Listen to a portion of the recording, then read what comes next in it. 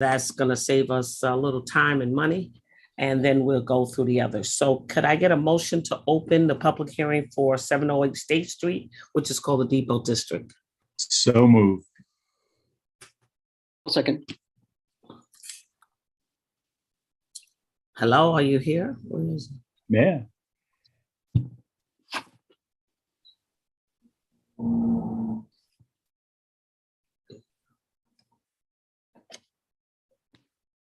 Are we good to start? Was there an all aye? Did everyone vote? Oh, all in favor? Aye. Aye. Okay, sorry. Okay, you can start. Great. Good evening, Dan Hubble of Whiteman, Osterman, and Hannah. I represent the applicant here with me tonight. We have Dan Kent from Galvin, Rod Morrison, our engineer, and I think that's it from our team, right? And Walter Chatham, I think, is also here as well, one of our architects. So long story short, before this is a public hearing. Our goal tonight is really just to listen to comments that the planning board may have, as well as anyone in the public may have. We provided to you since the last meeting a revised site plan. We did receive comments from the city's engineer, which our engineer Rod Morrison will address. I think overall we're fine with the comments from your engineer. They're all workable and doable. At the end of the day, our main priority is to get this amended site plan approval approved, get the subdivision approved, and most importantly, get the phasing plan approved as well. So that way we can, at the very least, get things moving forward with the brewery tenant, which from the last meeting seemed to everyone wanted to move things forward. So Dan, Kent, I'll turn it over to you if you've got anything to add, and then I think we can go to Rod. I think that summarizes it. Our interest today is, if possible, to have the planning board approve both the phasing plan and also the site plan amendments, with hope that we could have the subdivision plan approved at next month's meeting. But yeah, I'll let Rob kind of walk us through our responses. Sure, everyone. Thanks, Rod Morrison, Civil Engineer, LRC Group. If I could share quickly, get right through it.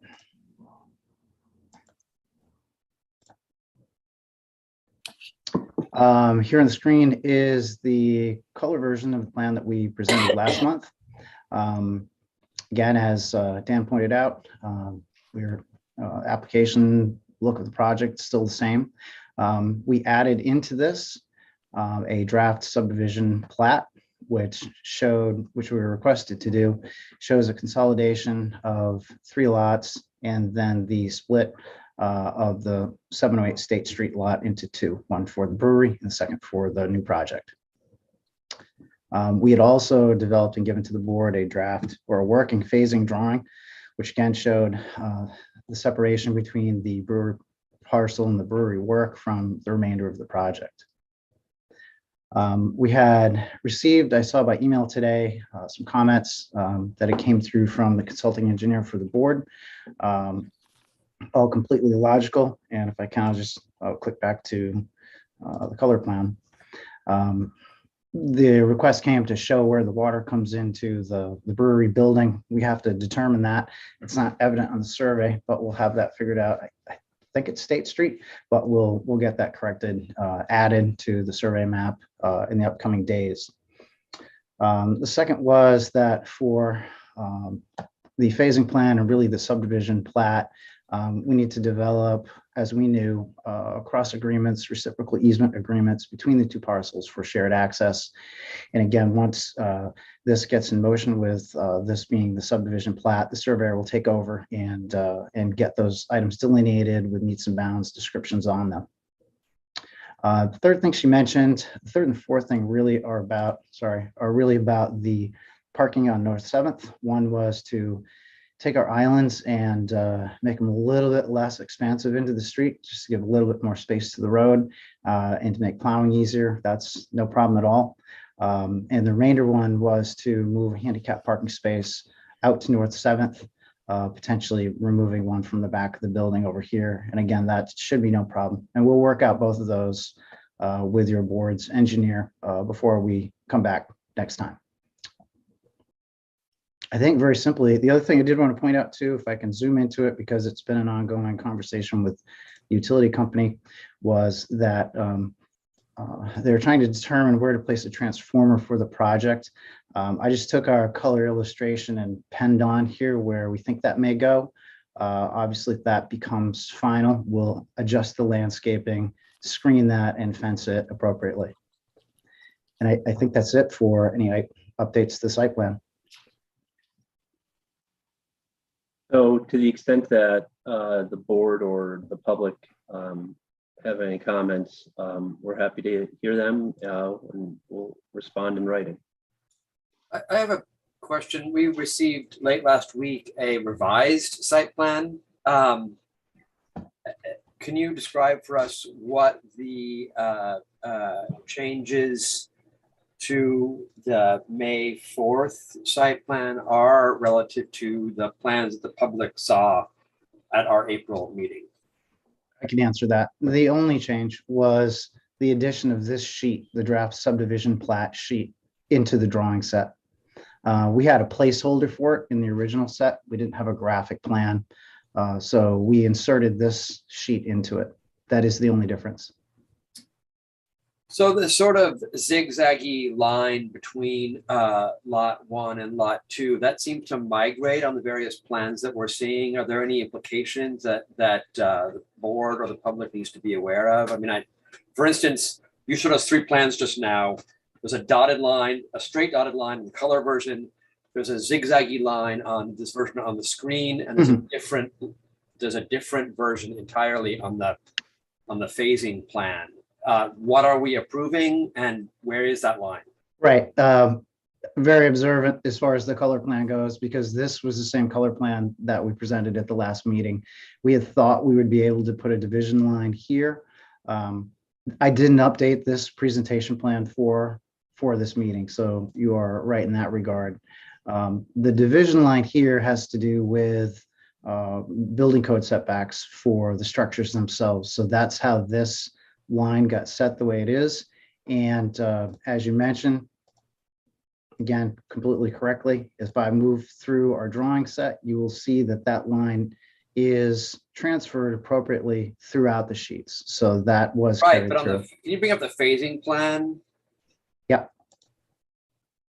Yeah, so it's different there, right? So Yeah, because, right. Excuse me, Yes, let me sir. finish, please.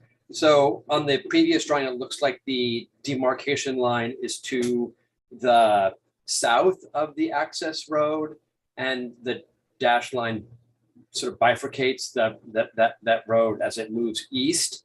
On this drawing, it's on the north side of the access road. So I guess what are we supposed to determine is the accurate, the accurate drawing? And that's my first question, because the documents don't agree. My second question is, and this maybe is a question for Aaron, who I think is on the Zoom.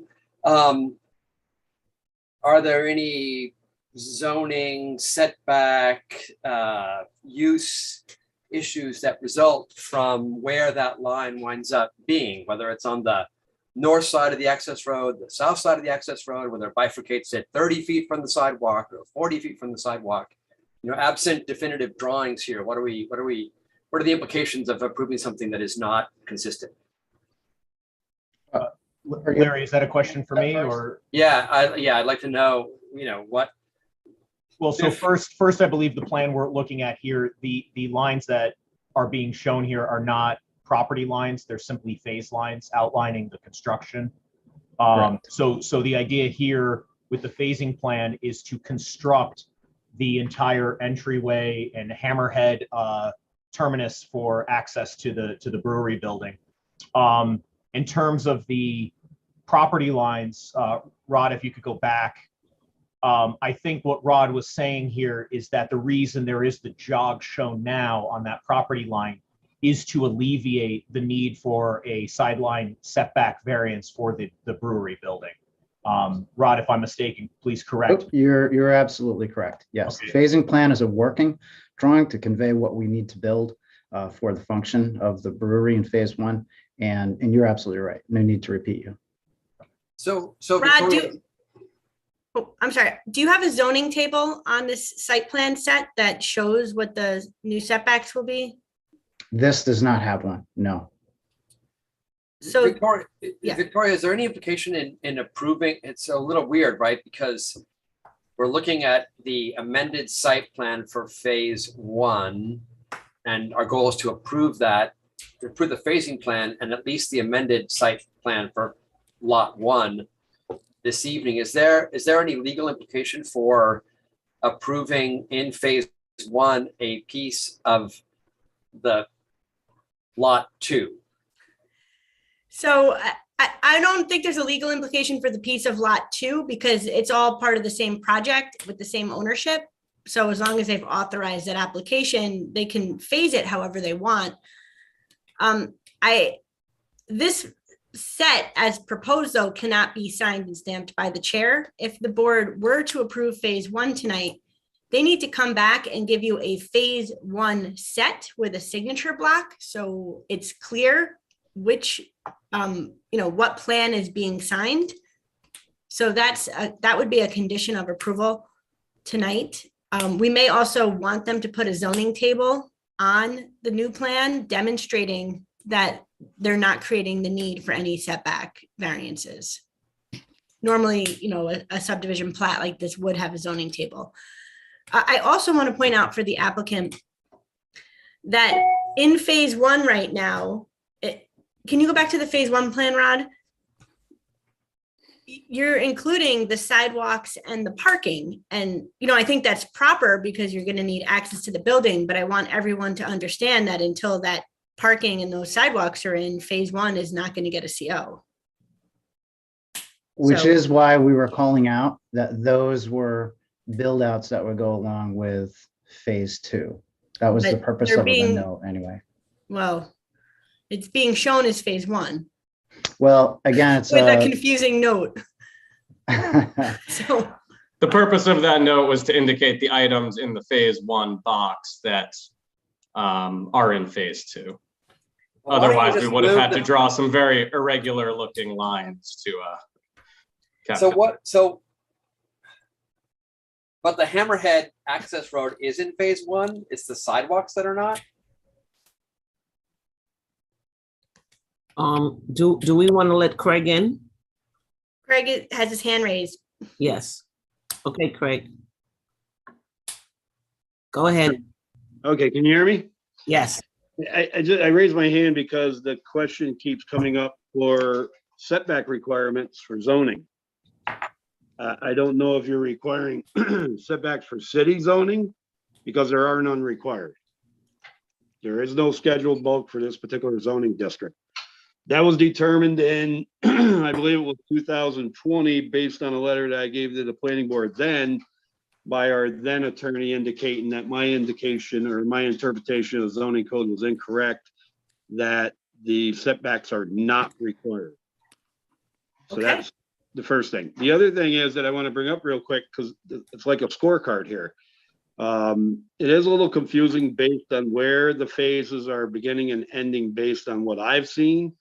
I did get some information, I believe one day last week. I was not in the office until yesterday, and I did not get to review them. But as I explained in the past, phase one is basically for the brewery to get moving, but they have to make that site accessible and safe.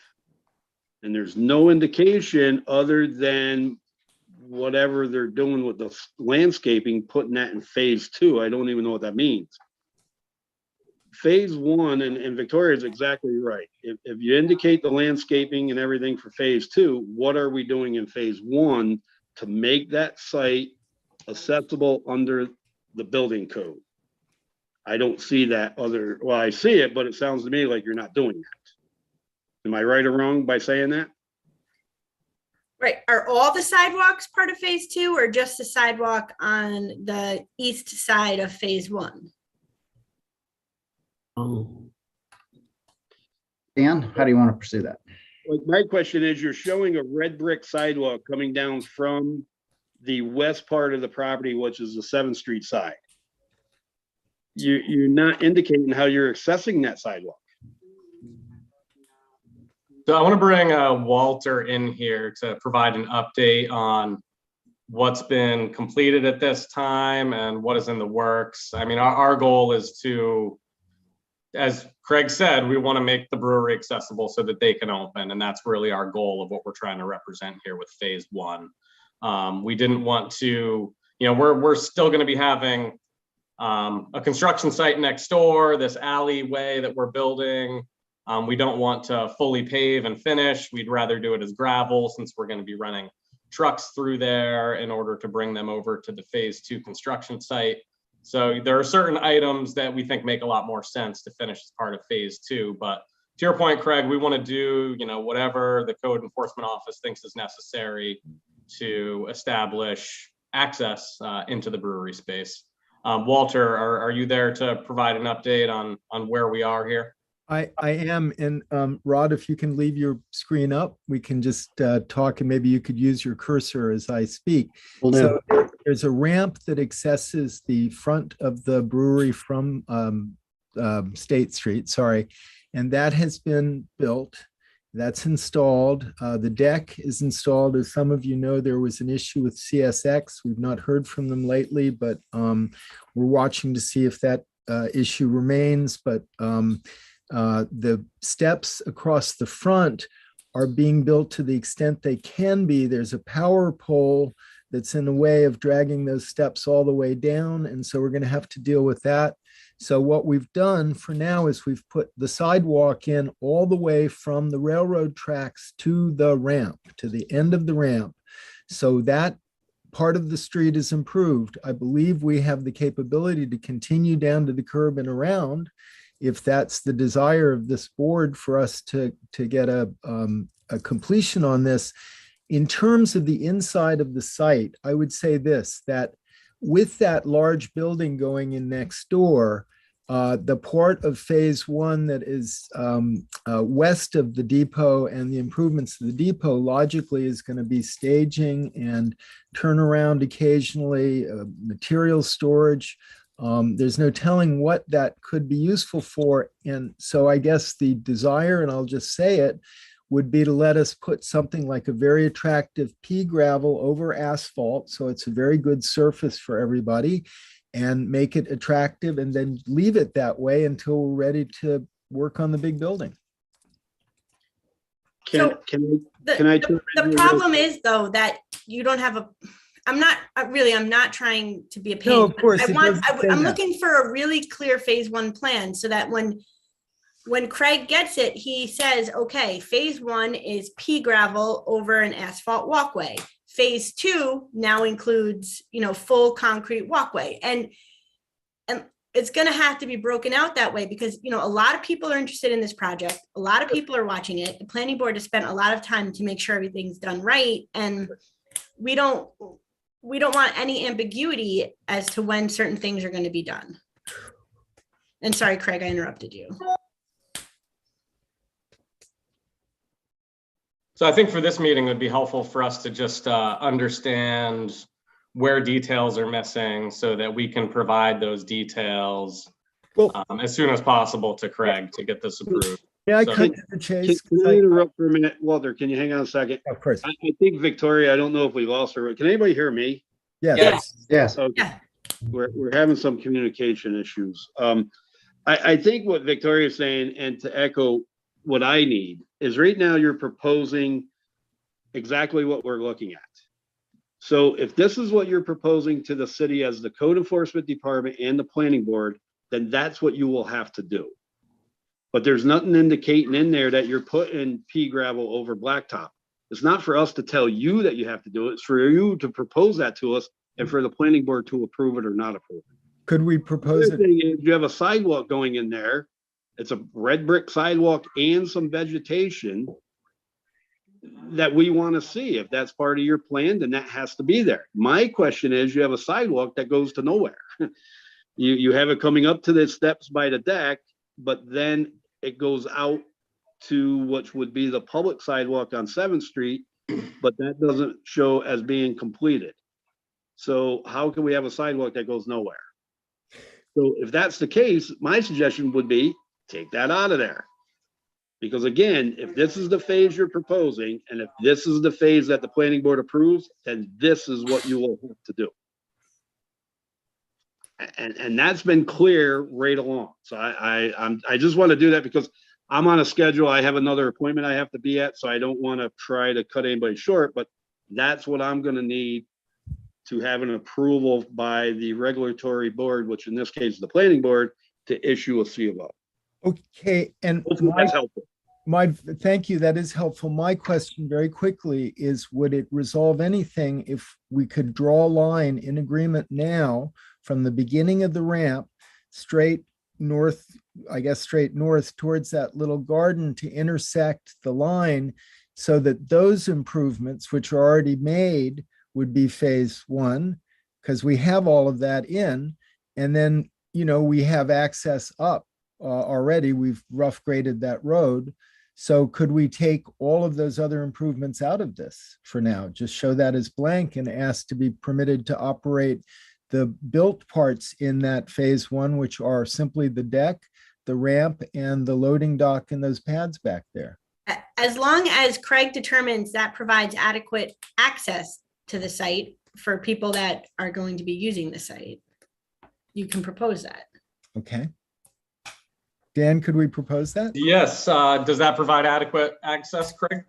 Oh, what is that? This is so frustrating. You guys are professionals, and you're asking us to imagine an imaginary line that we cannot see on the paper that will get you the approvals that you should have gotten from us months ago. And now we're under pressure because you have frankly, a forlorn tenant who's being damaged and harmed by this process through no fault of the city, through no fault of the planning board. And frankly, it's embarrassing. I'm embarrassed for you. But if I may say, there's another way to look at this, Larry, which is that we have a building with a deck and we have some proposed future improvements that we could make. Like if you said, you guys are nuts, just put those things in, I'll get those in by next Thursday. I don't have a problem with it, but we'll tear them all up because we have to get construction equipment in there. Dirt, you should have thought of that before you showed us a phase one that had a line in the middle of North 7th Street. If you wanted the line, excuse me, I'm speaking. If you wanted the line at the due west of the deck, put it there. I mean, you know, this is not, and it's insane that we have to figure out code compliance on the fly so that you can actually have a C of O so that your tenant who, you know, I hope you're compensating your tenant for this nonsense. This all should have been thought about in advance, properly documented. I mean, we were under pressure a month ago to approve this project, and we got a revised site plan on Thursday or Friday of last week. So if we had actually buckled and yielded, which I'm glad we did not, and approved a phasing plan, we hadn't even received it yet. And right now we're editing it in real time. This is so wrong of you guys. And honestly, you're proposing a pair of multi-story buildings, 138 units, and you can't draw a sidewalk that meets code now? What does this mean for the next 3 years, 4 years of this project's duration? This is absolutely appalling to me. And, you know, look, I'm incredibly willing. Look, I'm a design professional working under deadlines all the time. I get it. Life is tough. But you guys really should have thought about these things, produced a drawing that was code compliant. It's not our job to make sure your work is code compliant. It's your job. Present it to us properly in a timely manner so that your poor tenant is not getting shafted. And instead, we're working in this haphazard way that doesn't serve the public well. It doesn't serve your interests well. I don't know who gains from this method of working. If you want the phase one line to not be in the middle of 7th Street, why did you draw it there? Because we drew the things that we would like to exclude from building right now for this immediate permit. And that obviously was an error, and that's what I'd like to apologize for. We can desperately try and build all these improvements, although we can't possibly do that curbing on the street. We were trying to express how the project would play out to you because we're not allowed to do something in the future that we didn't tell you about now. So your point is well taken. I apologize for any confusion. Rod, can you, as quickly as possible, although not obviously trying everyone's patience now, produce a drawing that shows that line that we're discussing, and then we can get it to the planning board? Or Dan, can you authorize us to get a 400-person crew in to make these improvements so the tenant can open? I think our goal here is not to frustrate the planning board. When we submitted this drawing, this drawing hasn't changed since we first came back to the planning board. And, when we come to these meetings, we want information from you all on where you need additional detail and additional information so that we can move this project forward. We know that's what you want to do. That's what we want to do. So in this instance, I think if indicating the materials that we will be putting in place for this road as pea gravel, now that's something we can certainly commit to. If we need to amend this with additional details, I'm all ears and we'll provide additional information. I understand now that this note here indicating that sidewalk and finished landscape improvements are phase 2 was not detailed enough, and it's resulted in conclusion. Let me interject for 1 second. And I appreciate everything Larry said, which I guess echoes concerns I've had from day one on Galvin's project management effectiveness or lack thereof.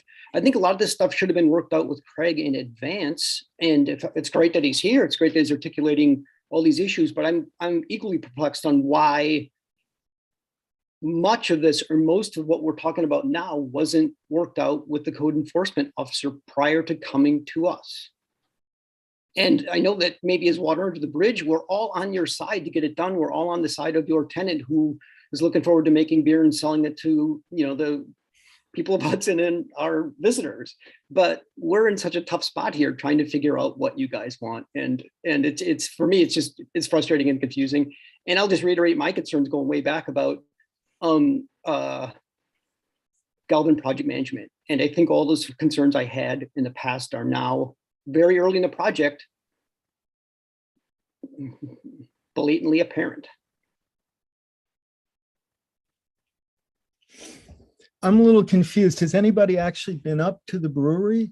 I mean, you guys are talking as if this is a disaster. It's a very nice piece of property that's been cleaned up and it's about to be final graded.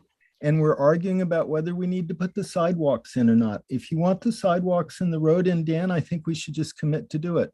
The only thing we can't do is anything that has to do with public works.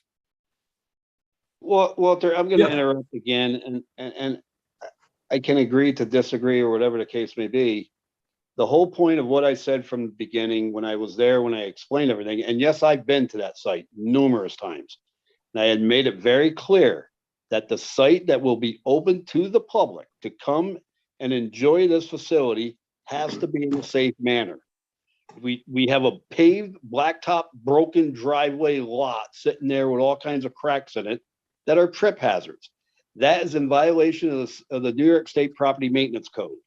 So I can't issue a C of O with that condition like that.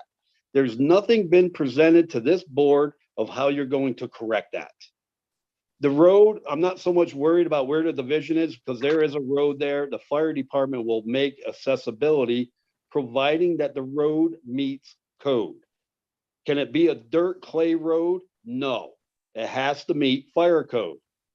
Is it somebody else's driveway or road? That doesn't matter to a fire truck. What matters to a fire truck is, can they get down that road? If they cannot, then you can't approve this. This is a very simple concept. I was under the impression that this stuff was all going to be reviewed tonight based on the information that was submitted last Thursday at about 4:55. To my knowledge, anyhow, to my office, that I haven't even had a chance to look at. So if that's not here, and if the planning board does not want to approve that, then obviously they can't. I can physically say that that area needs to be in safe compliance of the building code. And it's not only for the purpose of the people that go there, but it's to protect everybody involved. Me, for instance, given a C of O on a safe site. And I said before, I will not give a C of O on a site that is not meeting the safety requirements. And architects and engineers know this. I shouldn't have to be sitting here as a code official for the city of Hudson explaining this to everybody for the 10th time. So with that said, folks, I really have to go to another appointment. I'm sorry this is such a problem for everybody, but as long as somebody can give me a plan saying that this is what you're going to do, and this particular phase 1 of this site is going to be a safe area and approvable, I'd be more than happy to stamp that C of O tomorrow. But until that happens, I cannot do anything. Does anybody have any questions for me before I leave? No. I don't have a question, but Craig, I want to thank you for your attention and time on this. So do I. Thank you. All right, if anybody has a question, I'd be more than happy to help you out tomorrow, in the office, whatever we can do. We need to get these people moving forward because this is a prominent business in town and it benefits everybody involved. But as we always said, and Larry's right, there is some confusion with it. Our attorney is right on top of this. We shouldn't be telling you how to do this. You should be telling us what you want. And then it's based on the code. I have no problem with what's here, but we don't know what you're doing here. That sidewalk, what is it? Where is it going to? It's leading out to a sidewalk that's not there. How can we say that? Yeah, go ahead and do that. Okay, well, what are you doing with the sidewalk? You see what I'm saying? If that's the case, take it out of there. You showed us pictures of landscaping of trees and everything. Are they there? Are they going to be there? If they're going to be there, great. But if they're not there, get it out of the plan. It's that simple, in my opinion. And I shouldn't say that. I don't want to insult anybody, but I'm not even a part of the planning board. But I am the one that's going to be issuing your C of O, and I can't do that without all the necessary required and approvals. I'm very sorry with that. Dan, you can give me a call tomorrow. Walter, you know that. Anybody on the planning board, by all means, give me a call. We'll see what we can do. Hopefully this will work out. Victoria, I'm going to talk to her tomorrow about some other things anyhow. So if there's anything else you need, I will be available by cell phone this evening, but I do have to go to another appointment. Okay. Bye, Craig. Thank you. I thank you. Okay, thanks, folks. Good luck. We did have any more questions from the planning board or the applicant? Because we. Yeah, may I pose a Yeah. question? Could we help in resolving this by adding additional notations and details here to indicate that within the demarcated phase 1 area on this plan, the grounds will be code compliant. There will not be any trip hazards. The roads will meet fire code requirements. Would that help in addressing Craig's, completely legitimate concern that this space be accessible and safe, while also allowing us to make any final landscaping improvements, plantings, et cetera, as part of phase 2? So I think what I think would be helpful is you have all these sheets, right? We need a sheet for phase 1 for everything. So what is phase 1 landscaping? Maybe it's nothing, but we need a phase 1 landscaping plan that shows whatever it is. Then your landscaping plan for phases 2 and 3 will show when you're proposing the landscaping in that section. Same with lighting, same with utilities. When are the utilities going underground in phase 1? So I think you just need to specifically delineate what is included in phase 1 and what is not, and then an overlay for phase 2 and an overlay for phase 3. And phase 1 needs to be a standalone set that can be signed by the chair. Victoria, for the purposes of tonight, and based on the comments that we've heard, is it viable for us to ask the applicant to put a construction fence along the western edge of the existing wooden dock, including the little ramp, and then turn that fence up State Street and have the sidewalk continue along State Street to the corner of 7th? So basically you would have, a project that is the sidewalk along State Street all the way to the tracks, and then midway along that sidewalk, you have the existing access ramp and the existing wooden porch, and on which the brewery sits, and that's phase 1A, let's call it. put a construction fence around the remainder of the parcel, call that phase 1B. And, you know, if there's a construction fence there, then the trip hazard issues are mitigated somewhat. The asphalt on pea gravel is mitigated somewhat. That can happen, you know, in a month or two when they come back to us with more details on phase 1B. But it seems to me that if Walter's correct, and we could indeed draw a line, which I don't know why no one's drawing. I don't know who's got control of the screen. You know, if you had, Rod, could you add a line there? Sorry. Yeah, you can annotate, Rod. if it runs along the Hold on. western edge of the wooden porch, including the ramp, and then turns at the sidewalk up to 7th Street, that seems to me that that would indicate no. Sorry, everybody's photos were in the way of where you want me to draw. Start at the ramp, Larry. Tell them from the ramp where to go. Yeah, so go from the ramp, go towards phase 2 along the edge of the wooden porch. Yep, great. Right. Yeah. Great. Now stop and draw another line towards the river from the state. No. Okay, fine. You can do that. Fine. And then complete the trapezoid. Go to State Street. Yes. Inside the red is phase 1B.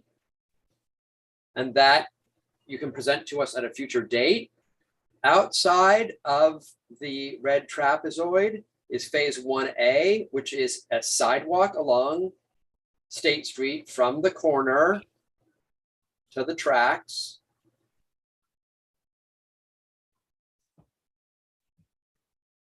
And the existing wooden porch and ramp. And that seems to me that gives you an accessible entrance to the brewery and mitigates the problems. You want to get that corner too. Yeah, exactly. Right. This corner of the nose isn't built yet. So. Well, you're going to have that though. Yeah. Yeah. Okay. And we only have to build the section from the ramp towards the phase 1 sign because the other is already in. Well, I don't know. Are you proposing that? Right. Again, this is all subject to someone doing a code review to make sure that this provides, safe, adequate access, including ADA access to the structure. But assuming that's all can be done. Can we have the planning structure does board have approve ADA. this phasing plan and then have Craig review for code compliance?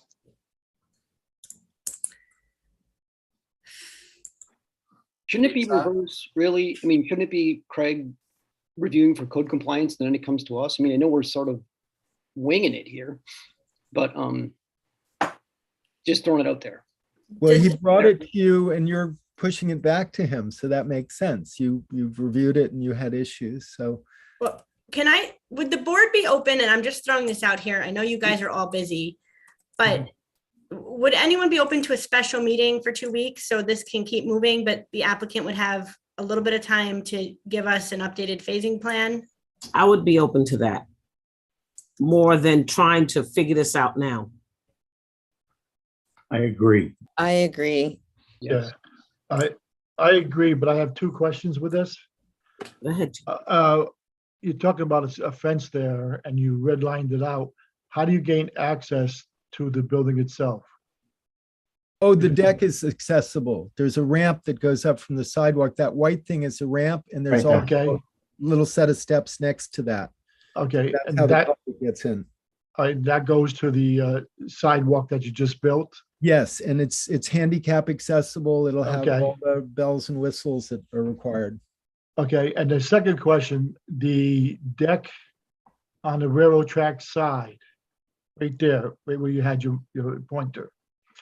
It's 3 or 4 feet from the nearest rail.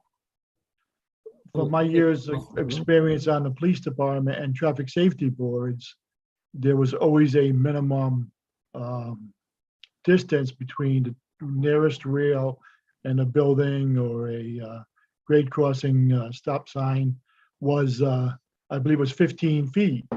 but that deck is 3 or 4 feet from the nearest rail, which may pose a safety hazard for the customers of the establishment. Do you know anything about that? Or did you discuss anything with CSX as far as building it that close to the railroad track? Even though it's a freight train that goes through there, probably 7 miles an hour, I think the speed limit is. It still could be a very dangerous situation for your patrons. So we were planning to put a line of planters along there, and CSX did come along and say we were too close. We showed them surveys. Dan could probably tell you better than I.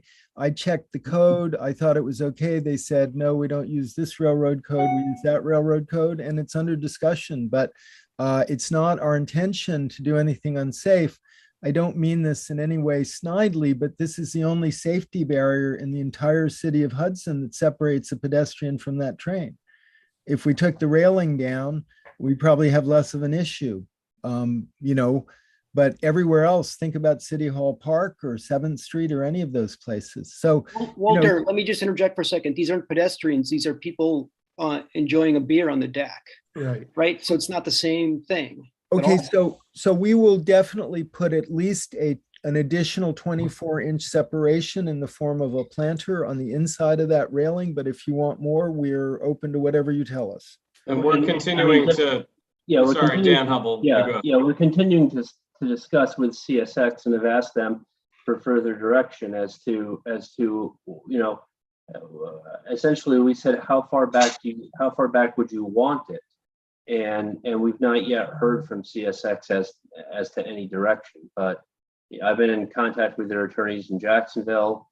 I provided them title work, surveys, and discussed with them what the minimum setbacks are under their requirements. But to the extent that they want more, further setback, we're all ears, and we've communicated that. Well, let me just say quickly that our plan for the moment is to just put a, very attractive pedestrian barrier there that would keep anybody visiting the depot from going on that side until this is resolved.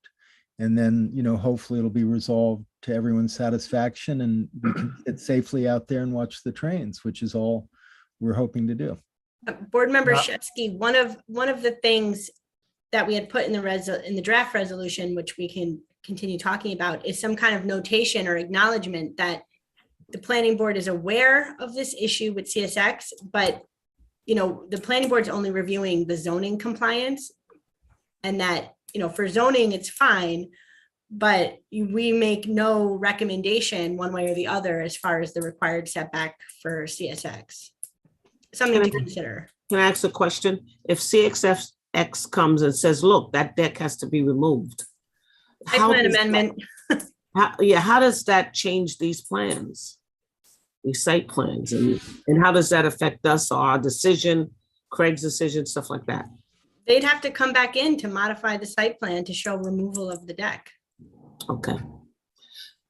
So I want to ask another thing, Victoria. So are you asking them to separate this phase 1 and show us the diagram of just that, right? Is that what you're asking? Right. So on one sheet, there's a lighting plan. What's the lighting going to be for phase 1? On another sheet, there's, the sidewalks aren't all going in on phase 1, so take them off. Yeah, I want to see a separate phase 1 plan that you can sign, that Craig can issue permits on. I think I can do a single sheet. I'm sorry. Understanding that it'll be, changed for phases 2 and 3, more things may be added, but we need to know what the minimum is for phase 1. So did you guys understand that? What we're looking for? Okay. Yeah, you can do that for us, right, Rod? Sure. Yep. And I think I can do it on a single sheet, Victoria. So. Great. And then just time is going. I'm gonna jump off it in a few minutes. We have a public hearing. Yeah, we have a public that wants to say something. So any more questions from the planning board? Okay, Dominic? Thank you. Can you hear me? Yes. Can I just get clarification on phase 1 regarding the parking and the ADA compliant parking? Is that going to be completed in phase 1? I don't think so. Well, wait, yes, because if you remember way back when the brewery was approved, just the brewery, there was parking discussed and it was decided that a space would be placed in front of the building on the street, on State Street, that would be a dedicated handicap space, and it would be accessible dominant or right next to that accessible ramp. So that's what the planning board had approved. Wait, so my Yeah. understanding is that there's going to be ADA compliant parking spot in the parking lot, not on the street, right? Because how is that dedicated on the street when anyone can park there, not someone attending the business? There are dedicated handicap spots on the street. The only on-site handicap parking on this design is for the residential building, which is phase 2. And tonight we're just talking about phase 1, I think. That's the brewery. Can we stop saying street and say, are you referring to State Street or 7th Street? It's I'm unclear. sorry, I'm on State Street. My recollection was in this original planning approval for the brewery precedes me. There was a plan approved that showed on-street parking and a one dedicated accessible space. I can dig that out, I'm sure, and send it to you all. That was the agreed upon solution from the plan. Walter, why is that not need on that- this plan then? I mean, if you agree to something in 2019 and it's on the site plan in 2019 and you amended it, it needs to be on there, or the lack of it is a removal of the thing. So, I mean, maybe Aaron can recall whether there was a handicap space on State Street at the base of the ramp in the 2019 submittal. And doesn't that, just real quick, that handicap have to come city approval first to do that on street? And again, that's not dedicated to the business. And how do you have an access to the business when you don't have access for parking?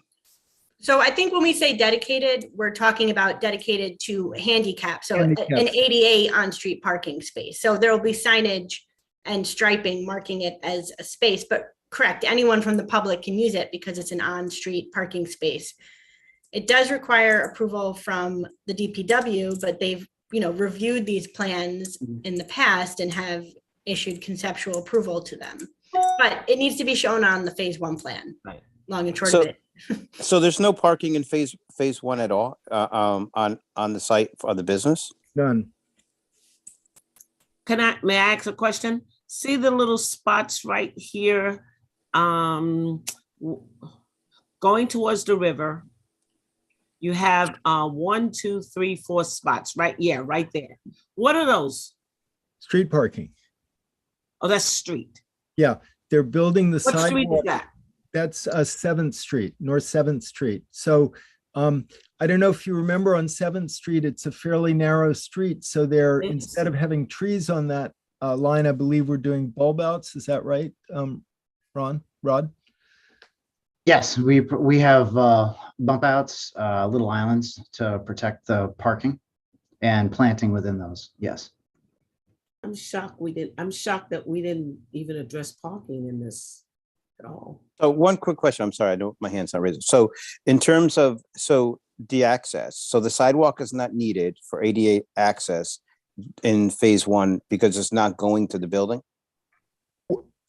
That is correct. There will be a sidewalk along State Street. And that is the only access really that we were planning for the public to the brewery. This is subject to the SLA. So you're kind of going up to a little corral up there. And so you're up on a little deck. And Craig's point was that we're going to have to build steps and cut the railing to make that angled sidewalk. And, that doesn't seem very likely since we're still trying to develop the rest of the site. So, you would come to the building on the sidewalk and go up that ramp and everything. And that is in phase 1, that sidewalk. Okay. On State Street, on the State Street sidewalk is on phase one. Yes, it's all physically there and you can walk up the ramp. We don't have the handrails yet for the wheelchair guides, but everything else is actually in place, I think. Can we go back to this issue about the 2019 plan? Jadar, again, I don't know if Aaron is still here, but did our 2019 approvals include a dedicated handicap space on State Street? And if it did include it then, and that was a condition of approval, then what's the applicant's position about that space now? So Larry, I do not know if the 2019 plan included that. What I will say is that one of the comments we provided on the current plan is if they are proposing to construct new on-street parking spaces, which they are proposing 20 of those, full build out, phases 1, 2, and 3, then they need to provide an ADA space for every 25 spaces they're creating. So in this case, it would be 1 space. I thought it made sense to have that in phase 2 for the retail establishment, but it also may make sense to have some sort of ADA spaces or space for the brewery. I don't think Going to the point about, is it dedicated for a business? When you're doing on-street parking, you're typically not dedicating it to any business. It's just open to the general public. So an ADA space just being physically located on the street would satisfy the requirements. It does not have to be reserved for this business. My recollection is that was there in 2019. I recall that being an issue. And I believe it's in that approval. Again, I know it's DPW's job and it's not the applicant's job, but it's your job, I believe, to coordinate with DPW to make that happen. Yes, I'm sorry it's not on this plan. We will do that. Victoria, so what's your proposal? I mean, what do you suggest that we do to make progress sufficient?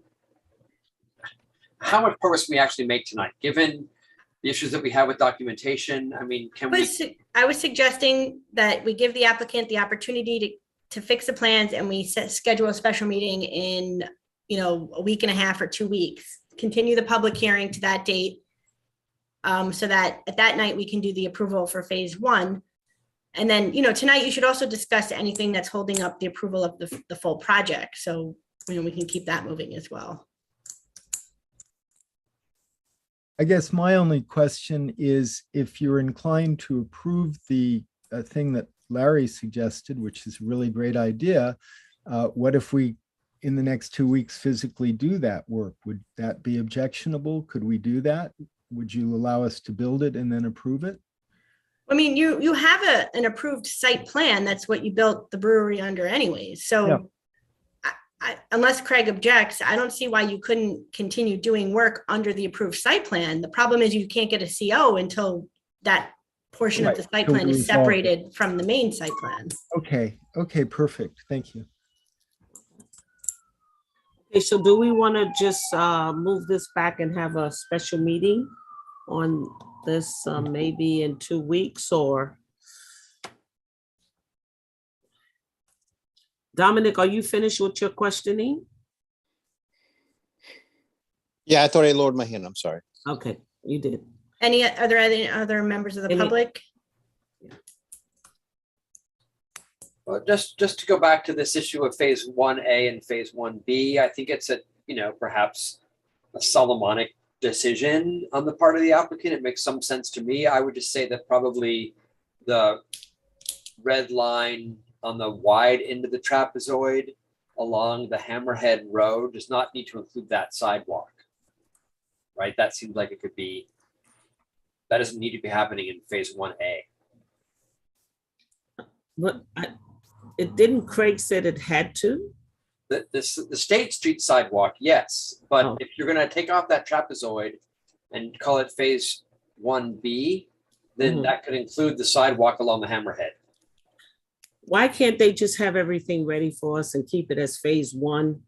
And so we can. Well, I think the issue, Teresa, is that that ultimately they want to landscape and do hardscape there, plantings and hardscape. And that they're going to use what we're now calling phase 1B as the staging area for the construction of phase 2. So they don't want to spend money now to build out the site and finish it fully, even though that's what the plan is, because they're just going to tear it up during construction. So the thought is the stuff that's ready to go, which maybe they're going to turn into phase 1A, that gets done now. And that's the minimum that we need to have the site safe and accessible. And the poor brewer can actually start making his beer. And then when they're ready to execute the landscape plan, whenever that happens, there might be some intermittent phase that's a suggestion that Victoria had, pea gravel over asphalt, whatever. That could be described by the applicant in the next time we see the applicant. But my point is that the trapezoid as we have it for phase 1B, as far as I'm concerned, does not need to include the sidewalk along the hammerhead close to the apartment building of phase 2. Well, Victoria, will we have to now approve phase 1A and then come back and approve phase 1B? Again, it depends on what the applicant ends up proposing. So this was a discussion, but they may go back tomorrow and decide they want to propose something slightly different. So I think we should give the applicant the opportunity to think through exactly what they want to include for the first phase and how they want to, phase the rest. And then, if the board's available in 2 weeks, we can do this in 2 weeks. And again, I'm not trying to make work for you. The 24th is a Tuesday night. Okay. How does any more board members, how do you feel? Everybody had said they went along with just doing it another night, but I need to know what everybody else is thinking on this board. Does anyone else have anything to say? No, I'm okay with, looking at this again in 2 weeks because it's just so many things that need to be changed and updated. I think it will just be much better to look at it once everything's been revised. Okay. My key concern is we spent a huge amount of time, including a subcommittee of Larry Bound, myself, and Laura Margolis, former member, going through all kinds of issues, including scheduling. And obviously that, it seems to me, is quite the apple cart's upturned here. And I would very much like the applicant to present that schedule to us again, based on your new phasing, and, assure us or at least give us and the public some sense of how that schedule will work. And it seems like this has just changed significantly. I get it, stuff changes on the fly, but I feel like it's a little bit too seat of the pants here. And I really feel like phase 2 and phase 3, we want to avoid what we just are witnessing tonight. And I guess that's my main concern. We want to see the schedule. I want to see the schedule and see what it looks like and what we agreed to in the past and how that's changed. I agree. I think that I think we're all interested in doing what we can to expedite the opening of the brewery.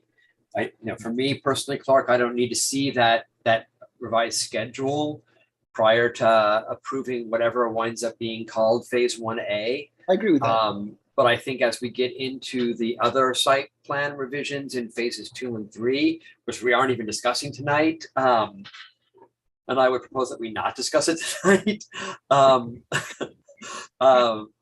think that the scheduling can be updated at that time. Yeah, I guess my point is they're pushing to get the whole modification of the site plan approved as well, which includes the phasing, as I understand it. So before look, I also want to point out, I hope that Dan, Kent, you're listening to me tonight. We had a special meeting 2 weeks ago to expedite the selection of a consultant so that we could review plans. Our consultant did yeoman's work in looking at plans that we got at the end of Thursday in time to write a memo to the board for tonight. And I'm very grateful for Aaron's contribution to our review of this project. But this would be the second special meeting that we have had trying to expedite something which did not need to be expedited if you guys had planned properly. And you're burning up goodwill for no reason whatsoever here. And, you know, I would just, please, if we're going to have a special meeting, make sure your documents, that you've coordinated your documents and that you've talked to Craig already and that you know they're code compliant and we're not drawing on your drawings on the fly. You know, it's not a good way to work. And, you know, you do have a tenant who wants to move in. So help them out, for God's sakes. Give us the documentation that we need in a timely manner so that we can work with you to get the project going and moving forward. And I'm telling you, if there's nonsense in 2 weeks on our special meeting, if you guys don't have all of your ducks in order and all of the I's dotted and the T's crossed, I haven't helped you. Because you know, look, this will be our second special meeting inside of 4 weeks to compensate for actions that I believe you guys should have taken months ago. And I've talked about this with Craig. Craig tells me that he warned you guys repeatedly that this was going to be an issue in your site plan, that when you consolidated lots, you were going to have an issue with the brewery. And, you know, it's not the right way to do this. There's a better way. Well, we always appreciate the planning board's time, and you know, we regret any frustration here.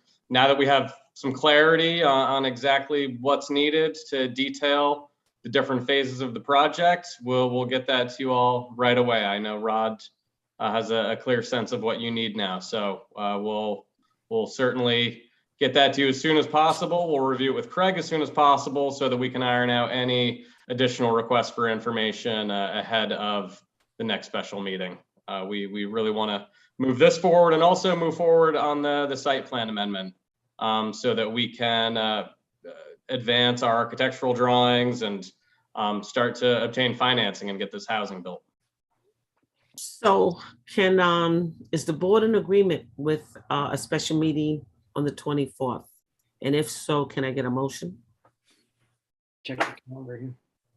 Ready? Okay. All in favor? Aye. Aye. Okay, so we'll have a special meeting on the 24th. And so the applicant, tell us now if you're not ready. You think you could be ready by the 24th? What do you think, Rod? How long will it take to turn around the drawings here? Right. I think we have to go through it and we will get it to him. Okay. If not, you can ask for more time, like next month. Teresa, Okay. Yes. I didn't get the motion in a second. Okay, the motion is to hold a special meeting on the 24th for the Depot District. Who did the motion? Who made the motion? I Jean, did. Who second? I will if no one has, or no one has not. Okay. Teresa, and the public hearing will continue on that date as well. Yes, and the public hearing will continue on that day. Hi, Todd. How are you? I was looking for you, but I didn't. Okay, so now I don't have to close this one. Now we'll move on to 702, 704 Columbia Street, Savannah House. Are you guys here? I'm here. Hi. Good evening. Andy Didio with Taconic Engineering. Here on behalf of Savannah Chiavacci for 702, 704 Columbia Street. So I'll do a screen share to run through some of the updates we made at the board's request. So existing site plan, the proposed site plan. So last month we discussed a handful of things, one of which was ADA parking. And we consulted with Craig to discuss the ADA space requirements. Looked at the 2010 ADA standards versus the building code. Building code doesn't have the same kind of language that the ADA does. It just has a blanket 1 space per 25 if parking is provided. So we show that now that there's a single ADA space here. So we've got the 4 residential, the second and third story residential spaces here. There are 4 units in total, so 1 space per, and then a dedicated ADA space, which ultimately would most likely be for the commercial tenants. Another question that came up last month, I'll zoom in a little bit, was the rear retail space courtyard, whether or not there was a way out of that courtyard. So we did add a gate so that they could essentially kind of an emergency egress out the back courtyard area. Another revision that was made that was recommended by the HPC was to shift the HVAC units that are going to be on the roof. They were a little closer to the parapet wall here, and we shifted them away from the parapet wall so that they're less visible and not visible from the street. So that was one change that was made. Also, the planning board had asked about exterior lighting in the restaurant courtyard space, which is this area here.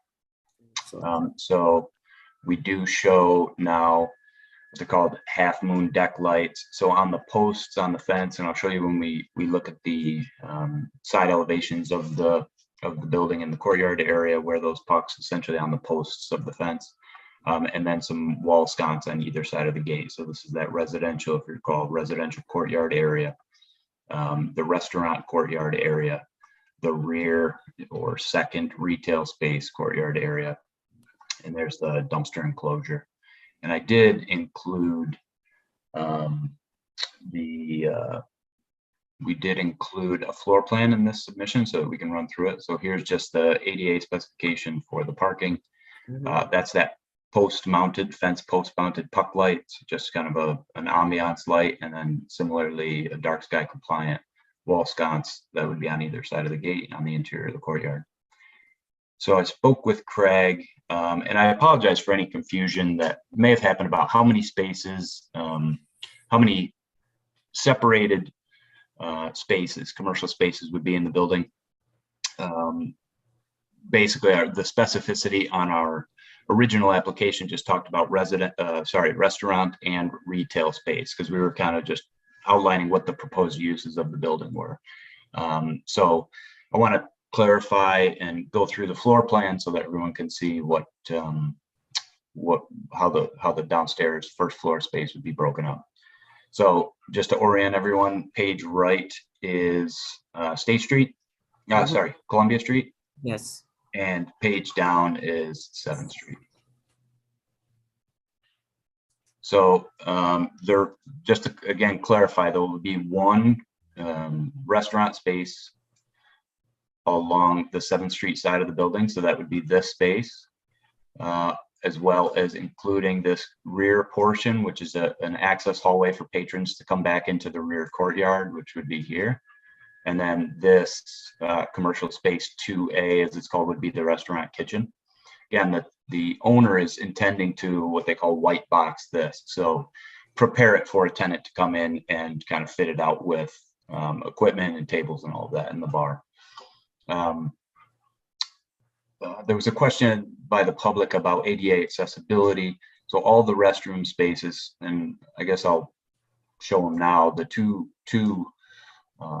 restroom spaces that serve the restaurant, as well as the second retail space through doorways, pocket doorways here and here, they're accessible. There's also a separate restroom space that's accessible for the first retail space. So I'll highlight the first retail, which is here. As you enter, if you're looking at the building, and we'll see on the elevations, this doorway, you enter, it's kind of a vestibule hallway, if you will. And then there's a doorway into this commercial space.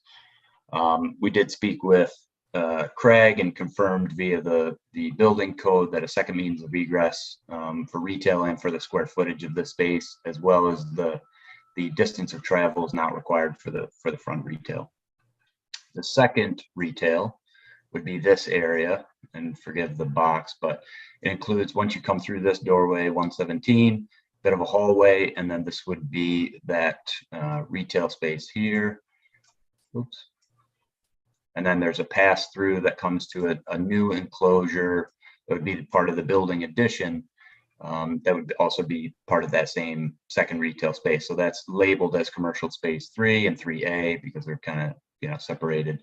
And then that is the retail space that would have the rear courtyard. One thing, and when I spoke with Craig today about, and I think Teresa, you guys had a conversation about, a potential cafe in that back area. That's not what the intended use is now. We're just calling it retail space because that's kind of the default position. Ultimately, if a tenant approaches the owner and wants to open a cafe, they would have to come back in for a site plan modification. Craig would have a separate code review. So, we talked about that as a possibility, but it's not part of the current proposal. I just wanted to make sure that you understood that because Yeah, it was not understood. Yep. Okay. Gotcha. And then, yes, regarding the accessibility, again, as a member of the public had asked and wanted clarification on accessibility for all the commercial spaces, there will be. So there's a door here for, again, these 2 retail spaces. All of this is accessible. Everything's at grade. All doorways are at grade, so they can easily access. There's no steps. Same with the restaurant space, accessible all the way through to the back courtyard.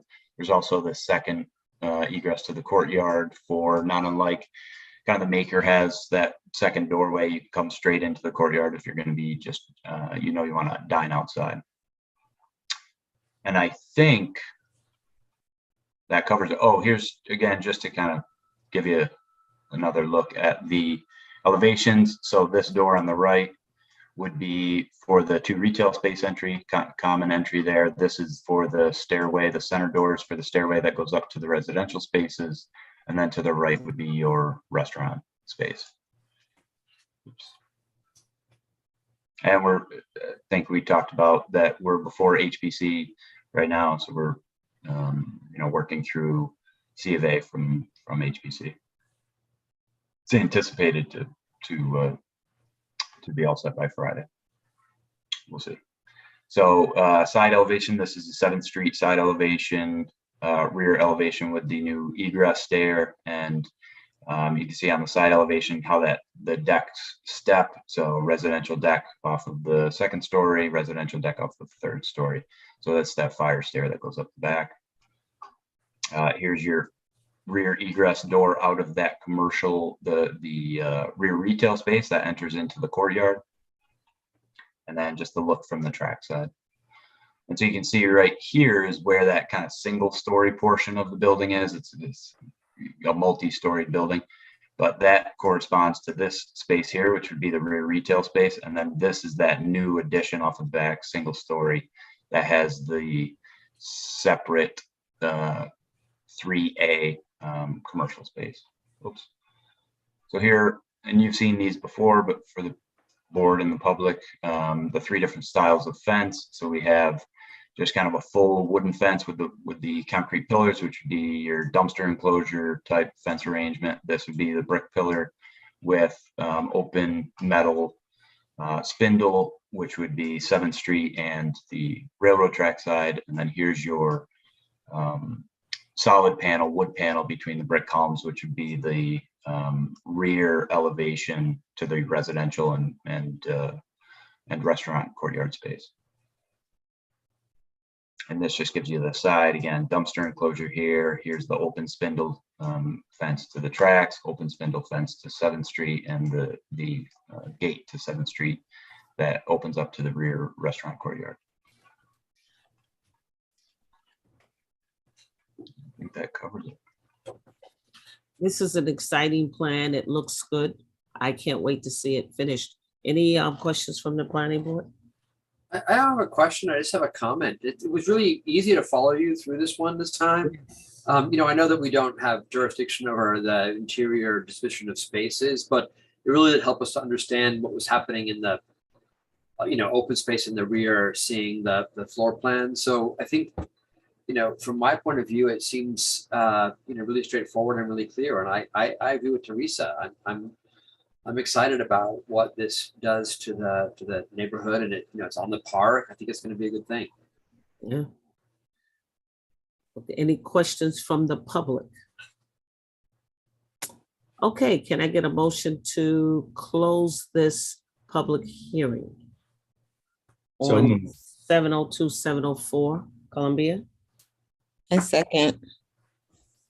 Did you get it, Linda? Okay. So can we move now to the, Todd, can we move to the resolution for this? Yes, I can share it. Gary, Larry's gonna take care of that. Oh, okay.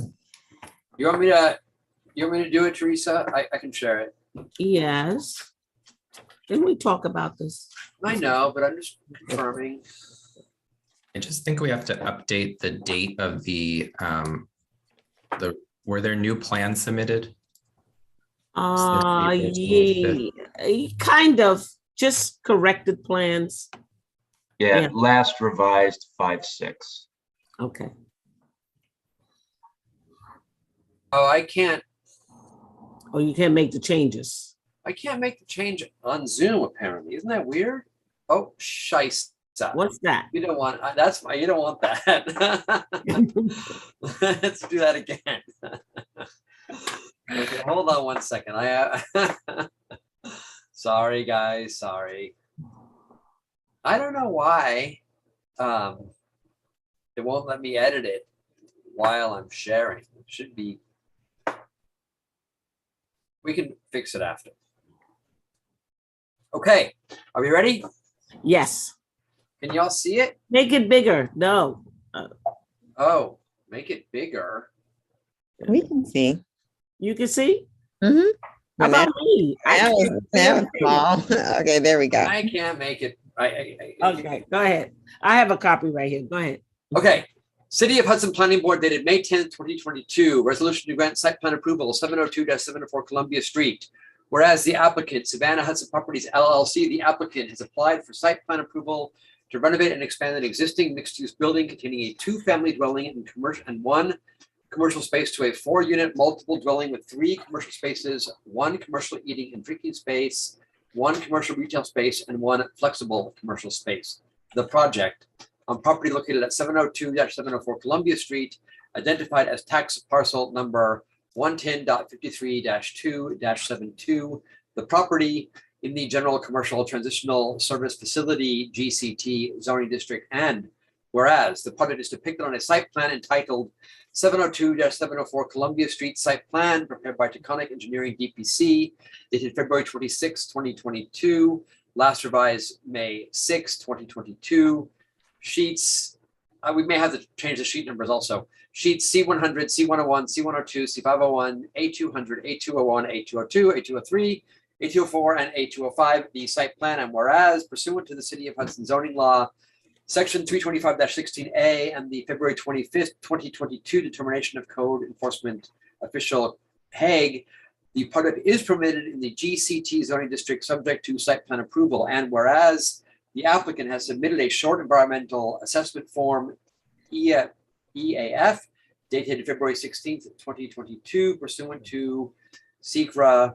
And whereas on March 8th, 2022, the planning board classified the project as a type 2 action under seeker pursuant to 6 NYCCR 617.5 C9 and 18, the construction or expansion of a primary or accessory pertinent non-residential structure or facility involving less than 4,000 square feet of gross floor area, and the reuse of a structure containing mixed residential and commercial uses, where the residential or commercial use is a permitted use under the applicable zoning law or ordinance. And whereas the proposed exterior light fixtures are dark sky compliant, and whereas pursuant to section 239-M of the general municipal law, the project was referred to the Columbia County Planning Board, which responded on, Linda, I trust you know the date on that, that it was a matter of local concern. And whereas a duly noticed public hearing was opened on April 12th, 2022 and closed on May 10th, 2022, during which all those who wish to speak were heard. Now therefore be it resolved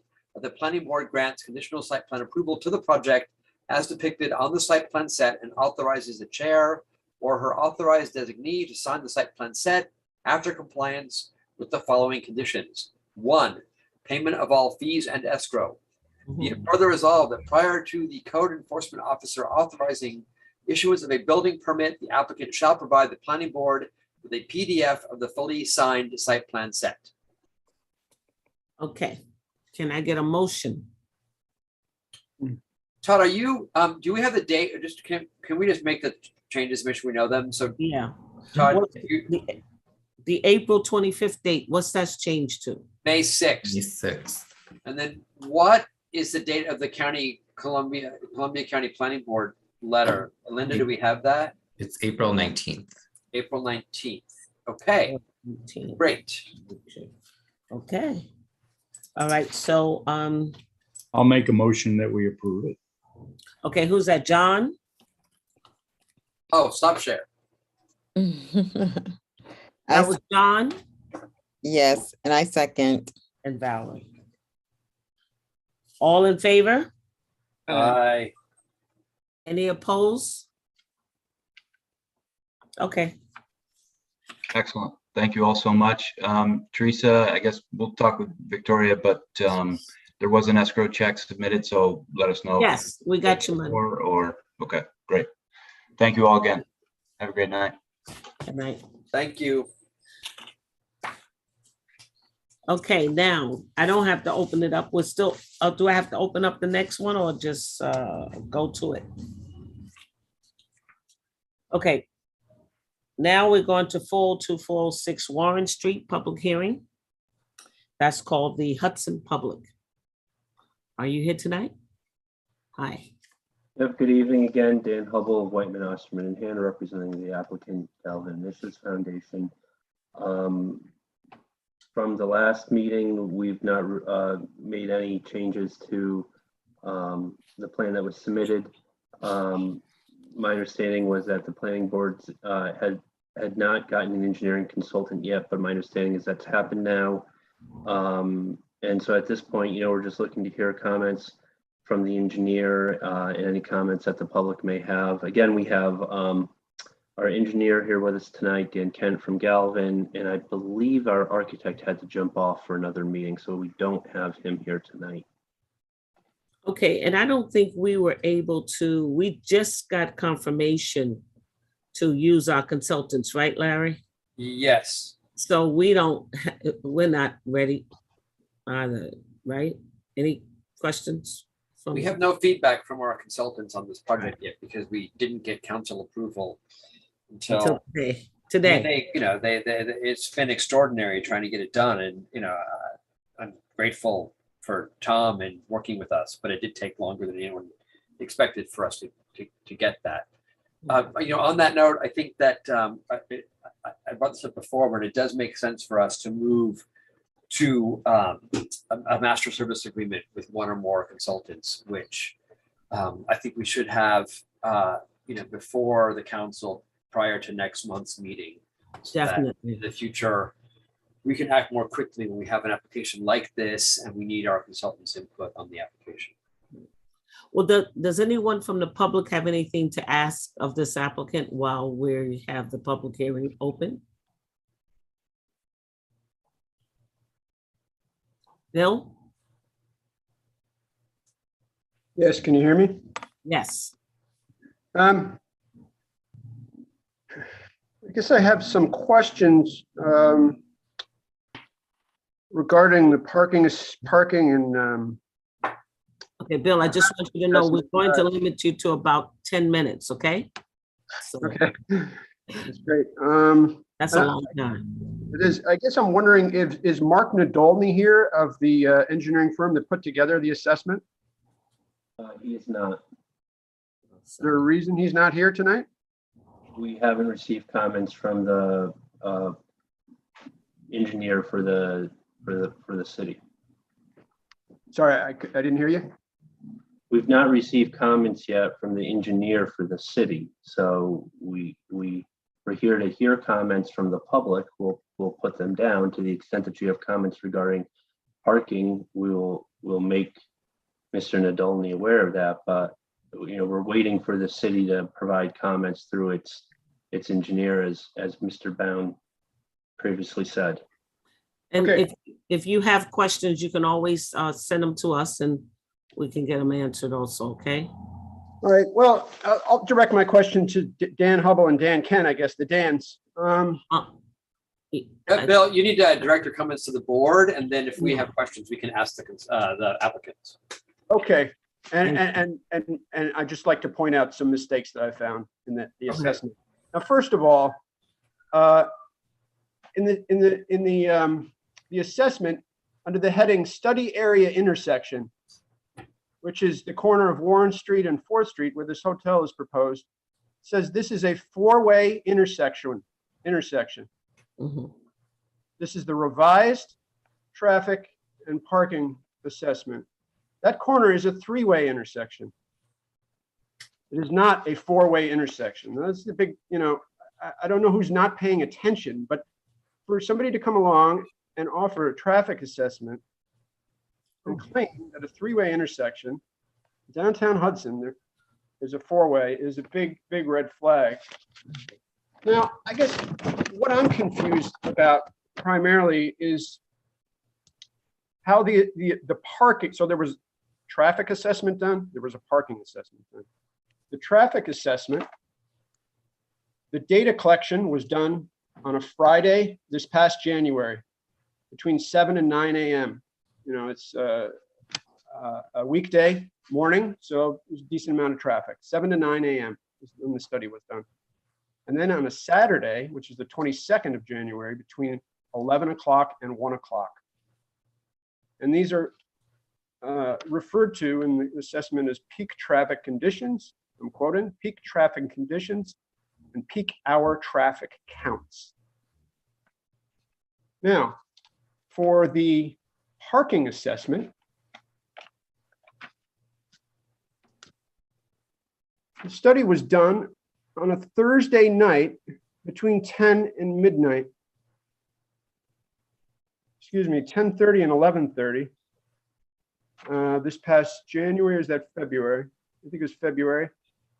So we had a Thursday night and a Tuesday night evening. I don't understand how you can assess peak traffic conditions on a Friday and a Saturday, which makes a lot of sense. Hudson's pretty busy on a Saturday afternoon and late morning. Bill, we're going to, that is something that we're going to give to our consultants to look at when we, we just got approval to use them. So we thank you for your input on those things. Can I point out one other thing that's sure. Go ahead. Glaring to me? On the assessment, I'm going to scroll down to the page. Give me 1 second. In reference to municipal parking lots in the assessment, street parking, sorry for the delay. The heading is municipal parking lots. It's a plural. And in the paragraph that continues, there's only mention of one municipal parking lot. Now, anybody who lives in Hudson or spends any time in Hudson knows that there are 2 municipal lots in the 300 block of Warren Street. One's pretty close to the hotel, the proposed hotel, and one's closer to 3rd Street, not real close. Now, if you look at the available parking locations, which is, it's a map, and it shows in the yellow, this is page 13 of the assessment. It shows in yellow, it shows where the hotel is proposed. It shows Warren Street, and it has a municipal lot in blue. One municipal lot. The one municipal lot that you studied is the one farthest away from the hotel. It's like you completely ignored the municipal lot with 22, 23 spaces. That's about 40 steps from the corner of 4th, from 4th and Warren, which is a 3-way intersection. So I'm just, it's glaring to see that you would omit the nearest municipal parking lot, which has 23 spaces. And by the way, the other lot, which is near the Hudson Youth Center, and which the Hudson Youth Center has taken over 4 spaces, no longer has 23 spaces in it. There are now only 19 spaces in it, but the study represents that there are 23 in there. There are 23 in the nearest municipal lot, which is completely ignored in this assessment. So to me, it's a big mistake. I guess the last thing I'd like to say is that reading through the assessment, it's always about the 30-room hotel and how many cars or how many guests it'll bring and how many parking spaces it needs. But didn't I just read that there's a restaurant and a bar as well associated with this project?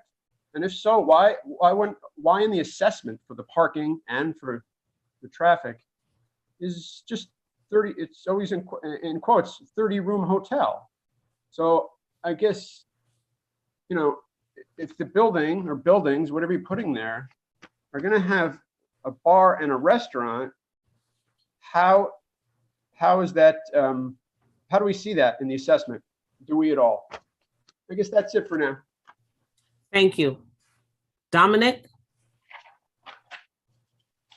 Thanks, Teresa. So I just, a little bit on the parking. I just want to know, what is the ADA parking? Is that on-site parking going to be provided?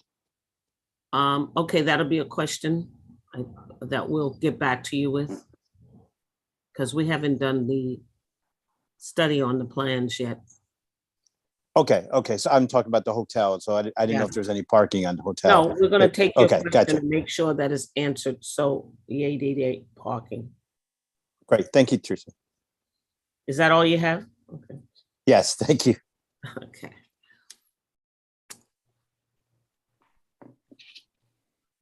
Anybody else? Okay, so can I get a motion to, well, I guess it's, well, we're gonna have to come back to, keep this public hearing open until next month. Teresa, it's possible that Bill has come back to us, or? No, I think he forgot to put his hand down. Oh. I actually have one, if I could say one more thing that's a glaring mistake, a glaring error, either intentionally or not. Go ahead. I'm going to quote, let's see, sorry. Somewhere in the assessment, I didn't write down what page it was, but the quote is, "It is noted that the alternate side parking rules were not observed at several locations as noted on table 4. Now, if you go to table 4, by the way, very difficult to read because it's in such small print. There's all sorts of streets included on here that supposedly have no restrictions, therefore no alternate side parking restrictions, that indeed do have alternate side parking restrictions. And if I may just read a few of them. If I had my magnifying glass, I'd be able to read them a little better. 5th Street is included in the list of streets that supposedly have no restrictions, overnight restrictions. Anybody that lives in Hudson or lives on 5th Street or anywhere near 5th Street knows that if you park on the wrong side of the street certain nights, you will get a ticket. 4th Street, I believe, also has alternate side parking. So anyway, once again, there's all sorts of factual misinformation on this table 4 parking observations that Galvin's engineering firm made, almost as if they just had no idea what's actually going on in the city. And if they didn't see a sign on the road that indicated parking restrictions, specifically overnight restrictions, they just assumed that there were no restrictions and overnight parking, which is, all you have to do is, I just wonder if Galvin or the engineering firm actually reached out to the Hudson Police Department or City Hall and said, can you give us a list of the streets that have alternate side parking so that we can create an accurate, factual assessment of the parking situation in Hudson? Because it's pretty obvious to me that this has not been done. And Bill, all of that will be addressed when we do when our consultants do an assessment of what they've written, okay? And we thank you for your. I hope so. I hope that happens. Thank you. It will. Okay, Todd, so how do we move on? Just need a motion to continue the public hearing to. A motion to continue the public hearing for. Is that June 14th? Is that the next meeting? Yeah, June 14th for 402, 406 Warren Street till June 14th. Can I get a motion? So moved. Second? I'll second. All in favor? Aye. Aye. Any opposed? Okay.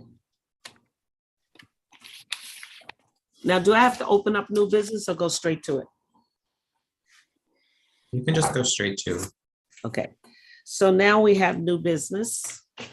Did everyone get, I think everybody on the board did. Linda, were we able to, let me turn this light on because I can't see a thing. Do we post this, Linda, beforehand, or was the new applications posted? Yes. Okay, good. So the public private. Okay, new business 512 and 514 and a half Clinton Street. This is a site plan application submitted by property owner Mark Bodnar with an anticipated construction time of 6 months, proposing to merge two adjacent parcels together, 512 and 514 and a half Clinton Street, creating a new single parcel for the expansion of their existing single-family home located at 512 Clinton Street. 514 and a half Clinton Street is the adjacent vacant parcel and too small to be developed. The properties are in the R1 zoning district in the city of Hudson and as per section 325-35/325-35.1 of the city code. This is a permitted use. Okay, are you guys here? I'm here. Okay, go ahead. Do you want me to talk more about it? It's Yes, yeah. Oh, Do you have anything okay. you want to show us, a diagram or something? Um, Don't you have to have plans for this? well, this is just about merging it's not about the building. It's just about merging the two lots, and I submitted the plans in the application. Okay, do you have them that you can show the public now? Yeah, sorry, I wasn't prepared Yeah, for that. could you share them with us? Yes. Okay, thank you. Hold on just a second.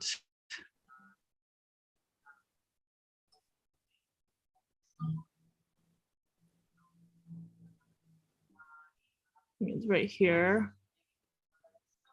Okay, so should I do a screen share? Yes. Yes, if you can. I think I can. Okay. Does everybody see? Sounds good. Yes.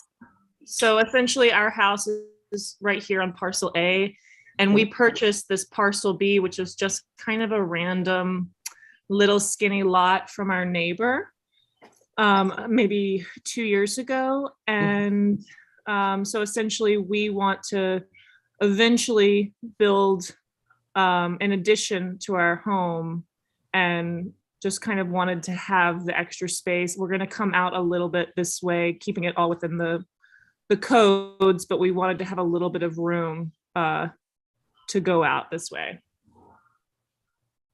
So that's essentially what this is all about. Any questions from the planning board?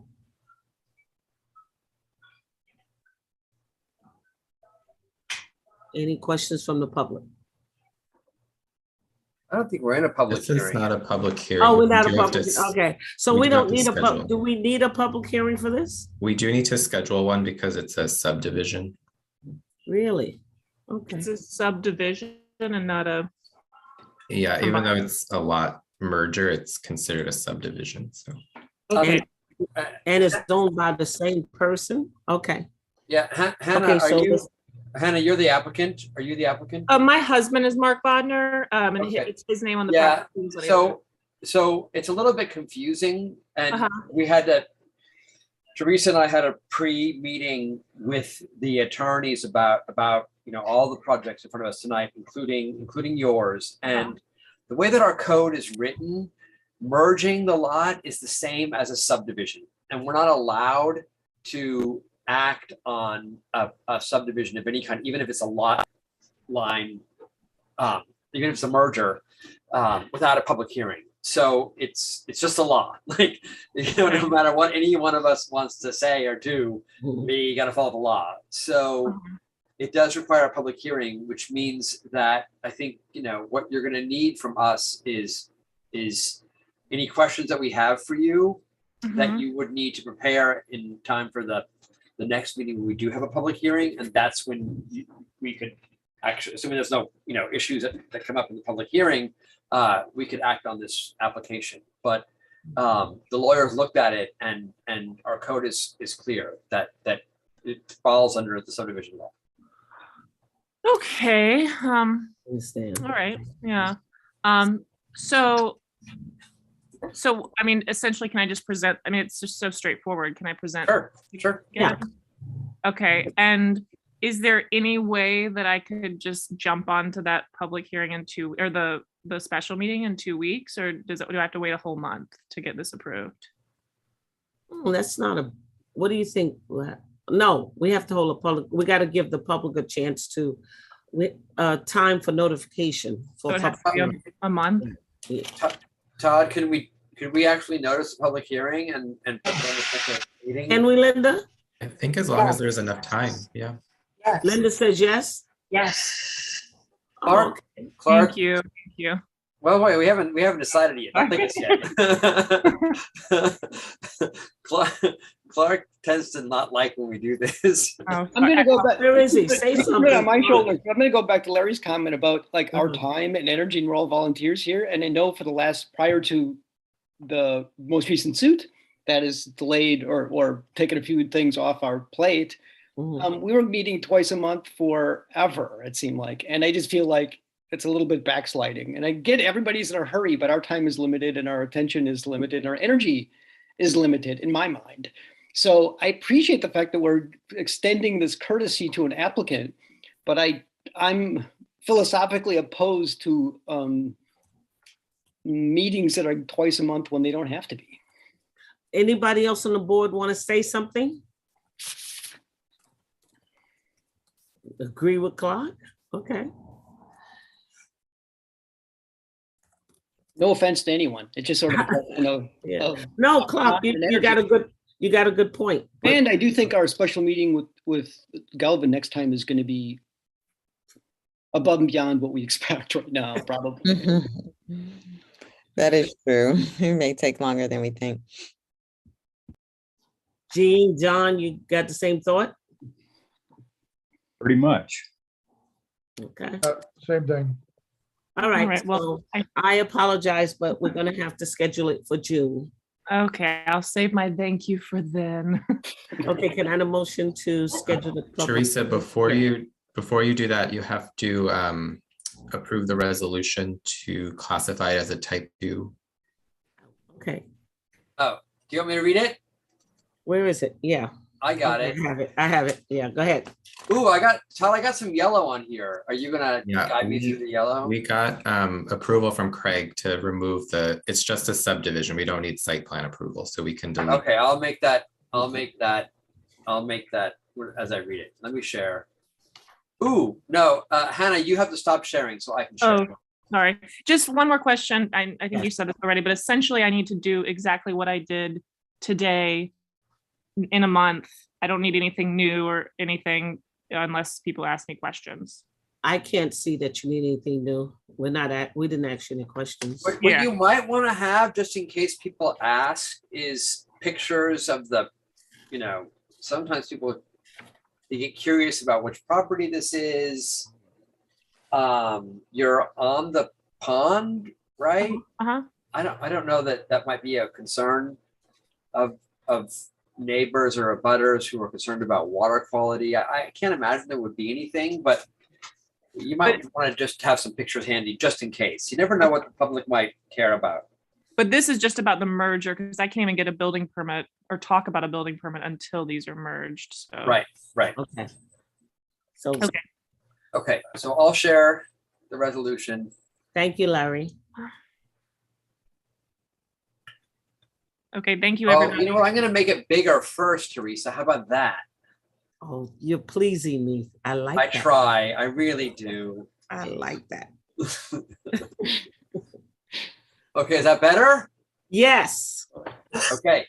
Tyler, can you just clarify? I'm deleting where it says site plan, right? It's just subdivision? Yes. Okay. That's subdivision. City of Hudson Planning Board dated May 10th, 2022, resolution to grant subdivision approval.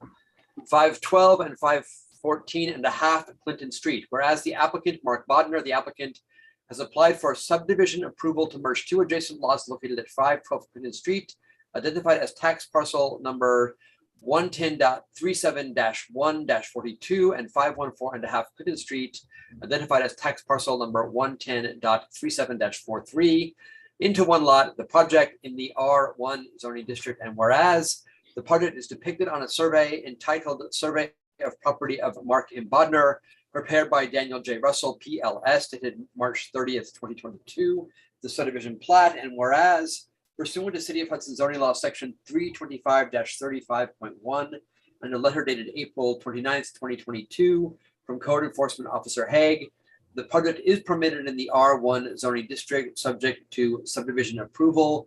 And whereas the applicant has submitted a short environmental assessment form, EAF, dated April 8th, 2022, pursuant to the State Environmental Quality Review Act, SECRA.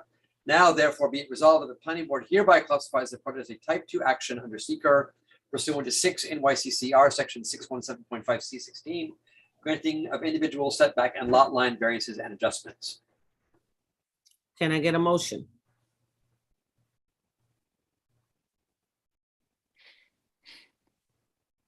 To approve this? Jean? Sorry. Valerie? Yes, sorry, I thought I was off mute, but second. All in favor? Aye. Anybody opposed? Any opposed? Okay, that's it.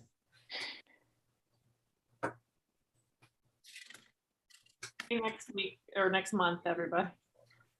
Thank you. Okay, now you need the motion to schedule a public hearing. May I get a motion to schedule a public hearing? So moved.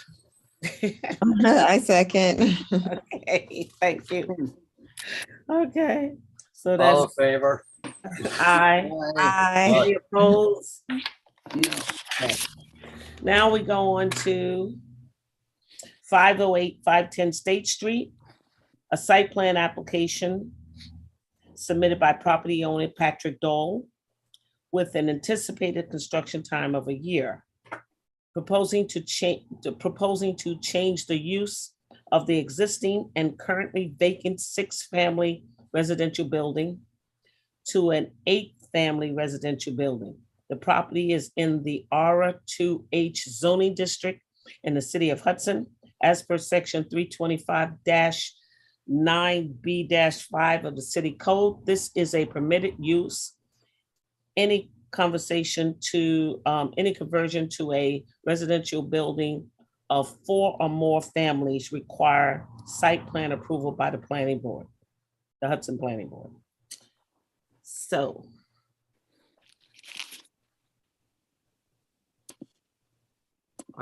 are they here? Hi, I'm here. Can you hear me? Yes. Yeah. Do you have anything you want to, any drawings, anything you want to show us? Oh, I have all of the drawings. I Can didn't you share realize. your screen? Can you share your screen? Also, tell us who you are, because right now we have you as Jessica Gaddis's iPhone. Oh, sorry. Patrick, are you Patrick? Yeah, I'm Patrick. I don't actually have a phone. Okay. But I own the building and I'm renovating it. And I have drawings. I'm currently approved to do 4 units, and I'm trying to go for 8 units. How long ago did you get that approval for 4 units? It was, I believe, in January of 2021. So it's currently approved for 6 units. I have construction approval for 4 units, which is what I'm currently working on, and I'm proposing 8 units. Yeah, I guess I don't actually even have my own cell phone. I just use my girlfriend's phone. So Sorry. you have nothing to show us, you're saying? Well- I have a question. Did that the 4 units, did that come before us in 2021? Well, Is this your first time? there would have been no reason for it to come before you because the whole thing is currently approved as 6 units, and I'm currently approved for 4 units.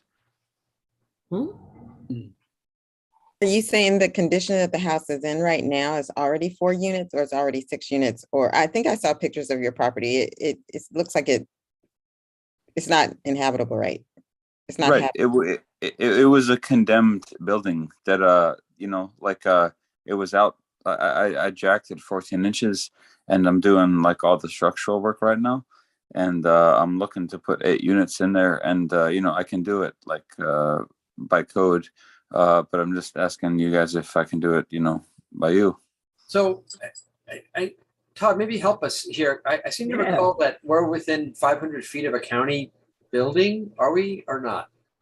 Oh, No, we no. determined that we What do you weren't. mean? What county building are you talking about? We're Excuse talking me. Todd. Todd, Yeah, I'm pretty sure we determined that we weren't when we were on the call with Craig. But I could be misremembering. Yeah. all right, so what do we do with this one, Teresa? Well, he's gonna have to come back with a lot more than speech. Sorry. Okay. You Okay, have to so- show us what you're doing, give us renderings, show us your diagram, everything, okay? Okay. We just can't- Respectfully, I paid $300 and I submitted the plan application. Okay, that's all right. You're lucky. A lot of people pay way more than that. You still have to come Okay. to us and show us your renderings, show us your plans, speak I about mean, what you're doing. I'm sure we have it. Teresa, do you want me to bring it up? And Can he explain it? We're not gonna explain it. Well, but we do have submitted plans that he's submitted Okay, so if electronically. you want to bring him up for this gentleman and let him explain them to the public, then go ahead, But, I'm that's gonna wait for next month. and that's. Can you give me the address again here? So 508. It's 508-510, Patrick Doyle.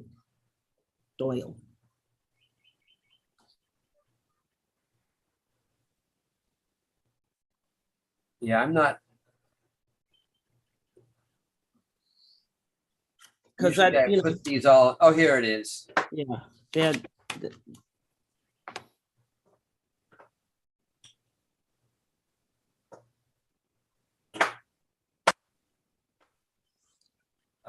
So, just in the interest of saving everyone's time, if you can tell me what I can provide you with next week or month or whatever to expedite this, I'll provide it to you. Let's see what you have now. Well, let's see what you have here, Patrick. I mean, ordinarily what happens when you present to a governmental body is that you have documentation of the project and you talk us through the project, and it's a public hearing. I mean, it's not a public hearing, it's a public meeting. So it's a chance for the board to see what you're doing and for the people who are watching the proceedings to see what you're doing.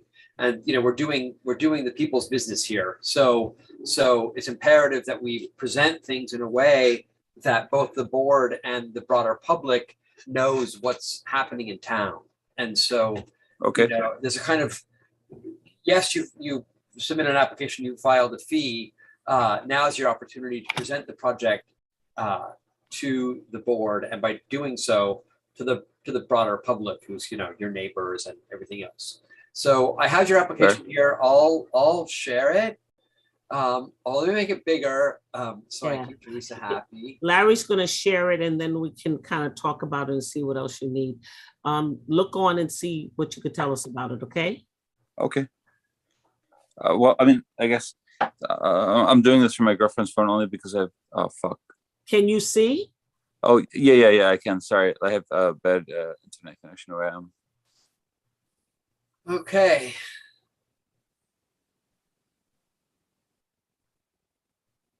So this is the application. Mm-hmm. Okay.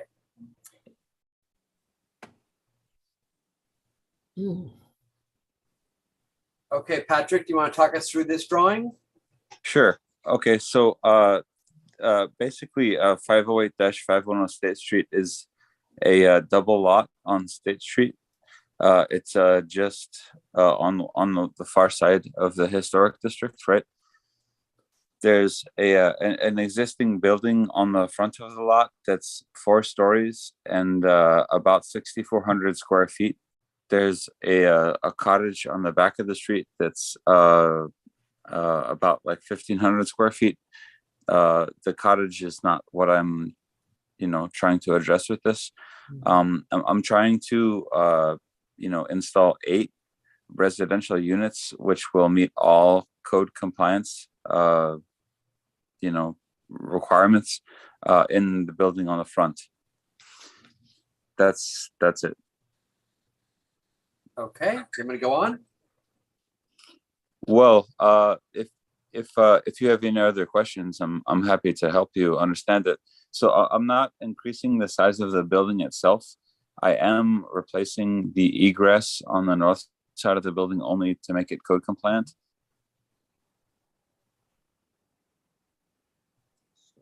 And do you have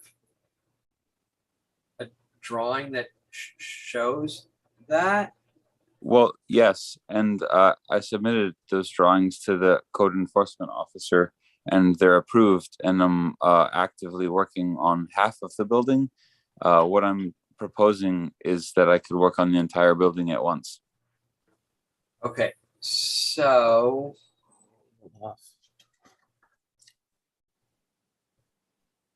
May I ask a question? The Of course. diagram that you just showed us, were those approved plans? no, that's the, there must What be is that? another, What is that? No. Wait a minute, hold it. What is that? What is that brown thing? that's the thing we just looked at. Yeah, but are those approved plans? No, my Where- approved plans, that's a different thing, which, well, I didn't submit because, no offense, but it wasn't like asked of the plan application. Oh, I don't see, what's the address again? 508-510 State Street.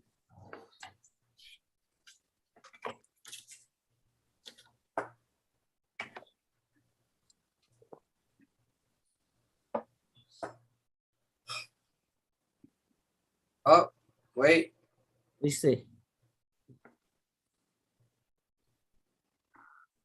no, I don't have any.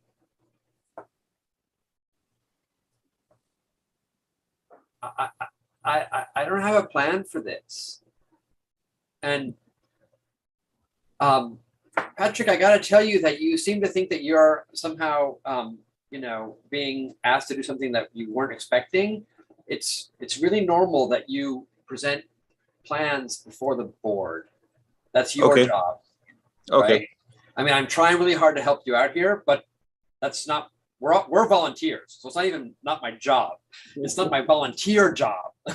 So I'm trying to help you out here, but you gotta do us volunteered.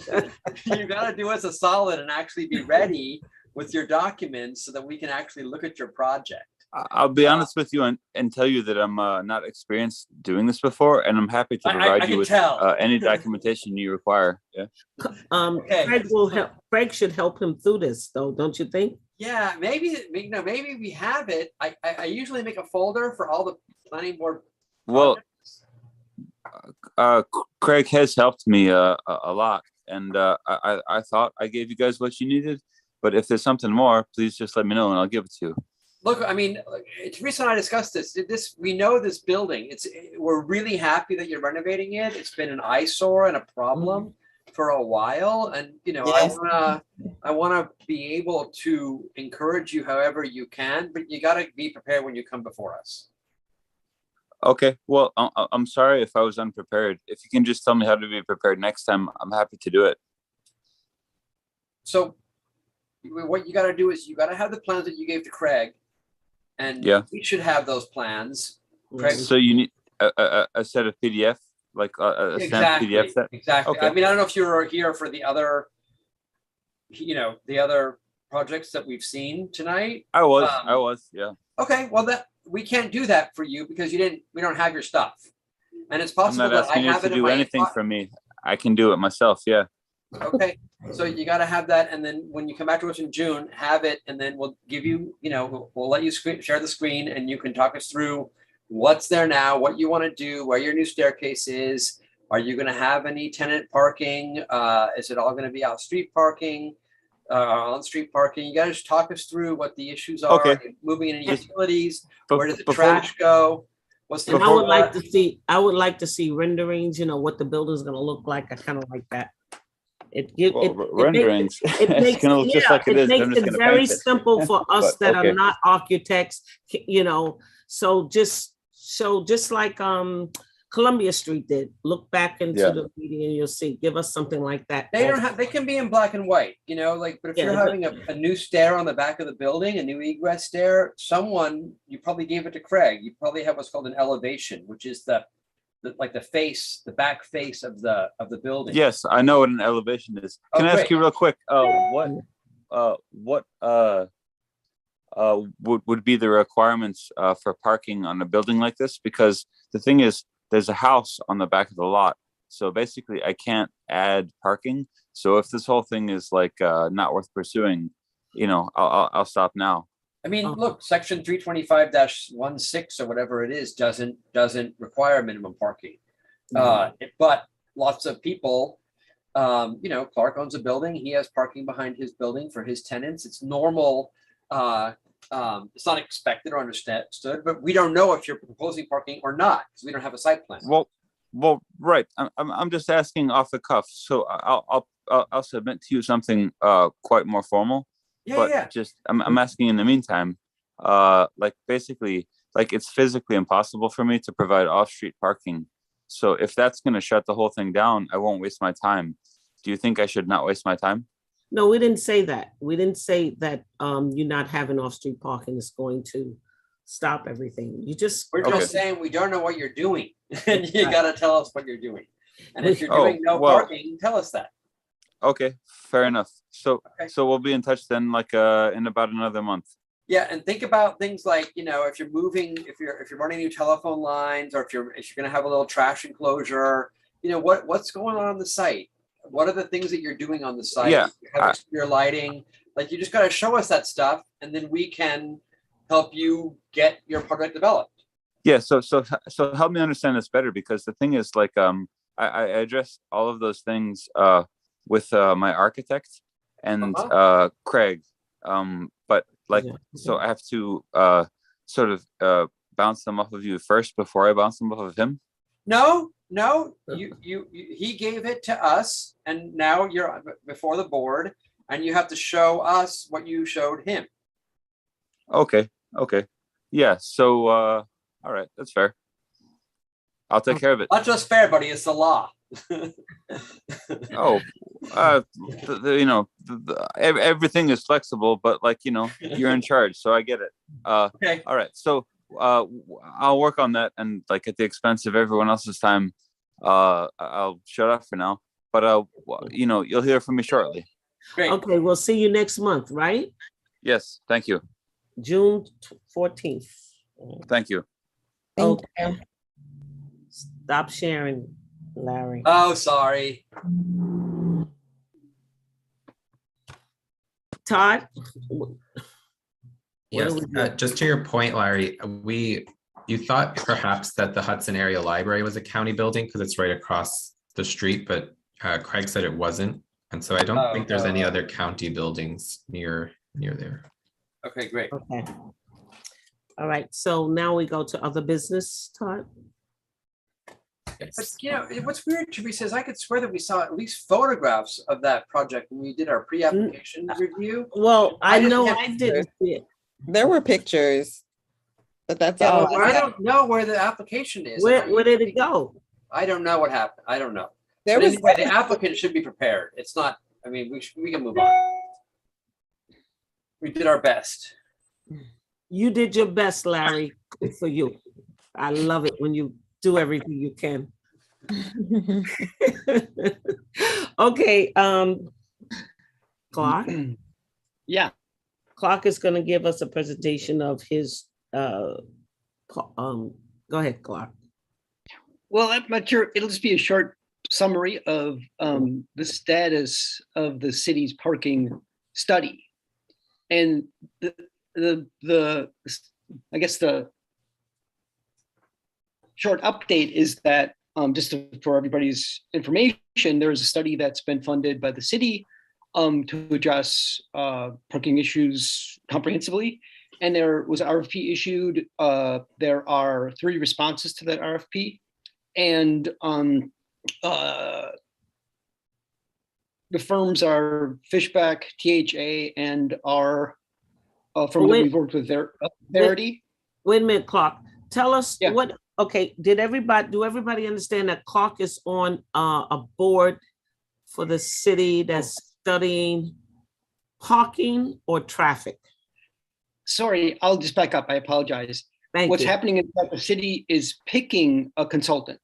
And with Teresa's blessing, I am on a subcommittee that's reviewing applications or the submissions to the city, responses to an RFP to pick that consultant. For parking or traffic? Which is it, parking? Parking in Hudson. Okay, parking parking in in Hudson. Okay. And the committee is the mayor, head of common council, Tom DiPietro, Ryan Wallace, I believe his last name, from common council, myself, and the commissioner of DPW, Peter Bujano. And basically where we are now is the applications are in, there were prices submitted. Only one of the 3 submitted a price that was within budget. And we will be interviewing that applicant on Monday. And that I need to submit yada, yada, yada, yada. And that's the summary. Patrick, can you mute your phone, please?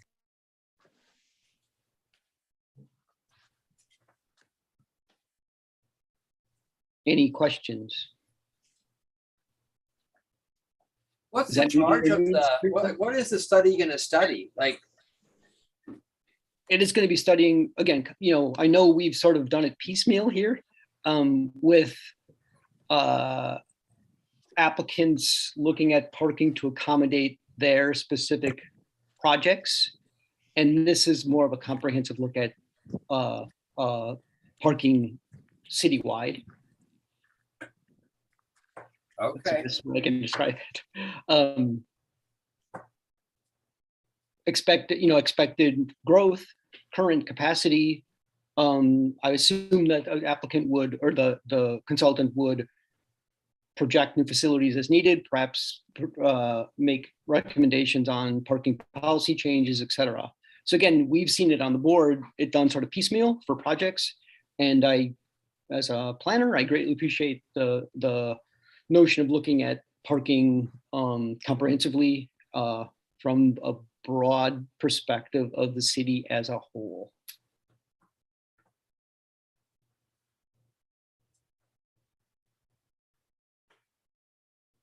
That make sense? Yep. Cool. So there is well, once we do the interviews, I can give you a further update as that happens. You're muted, Teresa. Unmute yourself. Teresa. Thank you. Got you. Thank you, Clark. We appreciate you bringing back an update. Really good. Okay, now we're going to, did everybody Oh, Teresa, can I give an update? Of what? Verizon. Oh, I don't have you on the thing. Todd, can you give an update? It's not on our agenda? Yeah. Yes, yeah. Okay, go right ahead. Okay, so we got a sample from Raycap for the brick and fiberglass screening on the roof of Providence Hall. I guess the board designated me to review the submittal. I retrieved it from City Hall. I met with Clark and a Brooklyn-based architect who has experience printing on roofs, and three of us looked at the sample on site. The color match is not great. I spoke to the provider, sent the provider an email. They will issue additional sample or samples to better match the screening with the existing grout and color of the brick. So when I get that, I'll let the board know if we can make a determination at that time or not. The guy told me today. Is that going to be a determination made by the board or just you? Apparently, Victoria would know best, but I think what happened is the board designated me to make a recommendation to the board about approval or not. And the fellow from Raycap, who's the Verizon's supplier on this, told me that often it takes like 2 or 3 times before you get a good match. So he was not at all surprised that he needs to look at it again. Any questions from the board? Everybody understand what Larry's doing? Okay. So did everyone get a copy of the minutes? Thank you, Linda, so much for getting these minutes out to us. Larry, I see you made some comments. Linda, did you see Larry's comments? Mute. Linda, you're muted. Not yet. Not yet. Okay, well, he made. I'll incorporate them. There's some typo, that's all. Yeah. Oh. So can I get a motion to accept the minutes for April meeting and the special meeting in April? So moved. Can I get a second? Who was the first to give me the motion? John. Okay. I second. Okay. All in favor? Aye. Any opposed? Okay, Valerie, the bills, time to pay bills. The bills. So there's a total of 5 invoices. I believe, Teresa, did you already send these to us, to everyone? I sent everyone a copy of them. Did you all see them? Yes. I try to make it easy to send everybody a copy. Okay, no, that's good. So I'll just go over the amounts. All the invoices are from RCP. The first invoice is in the amount of $303.75, and that's for 65-75 North 7th Street. The second invoice is for $168.75. And that invoice is for 205-207 Warren Street. The third invoice is $303.75 for 702-704 Columbia Street. The fourth invoice is for $135 for 402-406 Warren Street. And then the final invoice, which is 2 different payments, one is for $270 and $157.50. That's all in one invoice for 7 Dock Street. And that is it. Any questions from the board? So can I get a motion to approve and pay the bills? Jean, second. Second. Larry. All in favor? Aye. Aye. Any opposed? Okay, can I get a motion to adjourn this meeting? You Does anyone have anything else to say? Nope. Public? Any public have anything else to say? Okay, so. I make a motion, we adjourn. All right, who's second? I second. All in favor? Aye. Any opposed? All right. No. Good night. Thank you. Good night. Thank you, Teresa. Great job as always. Bye. Bye-bye. Aye.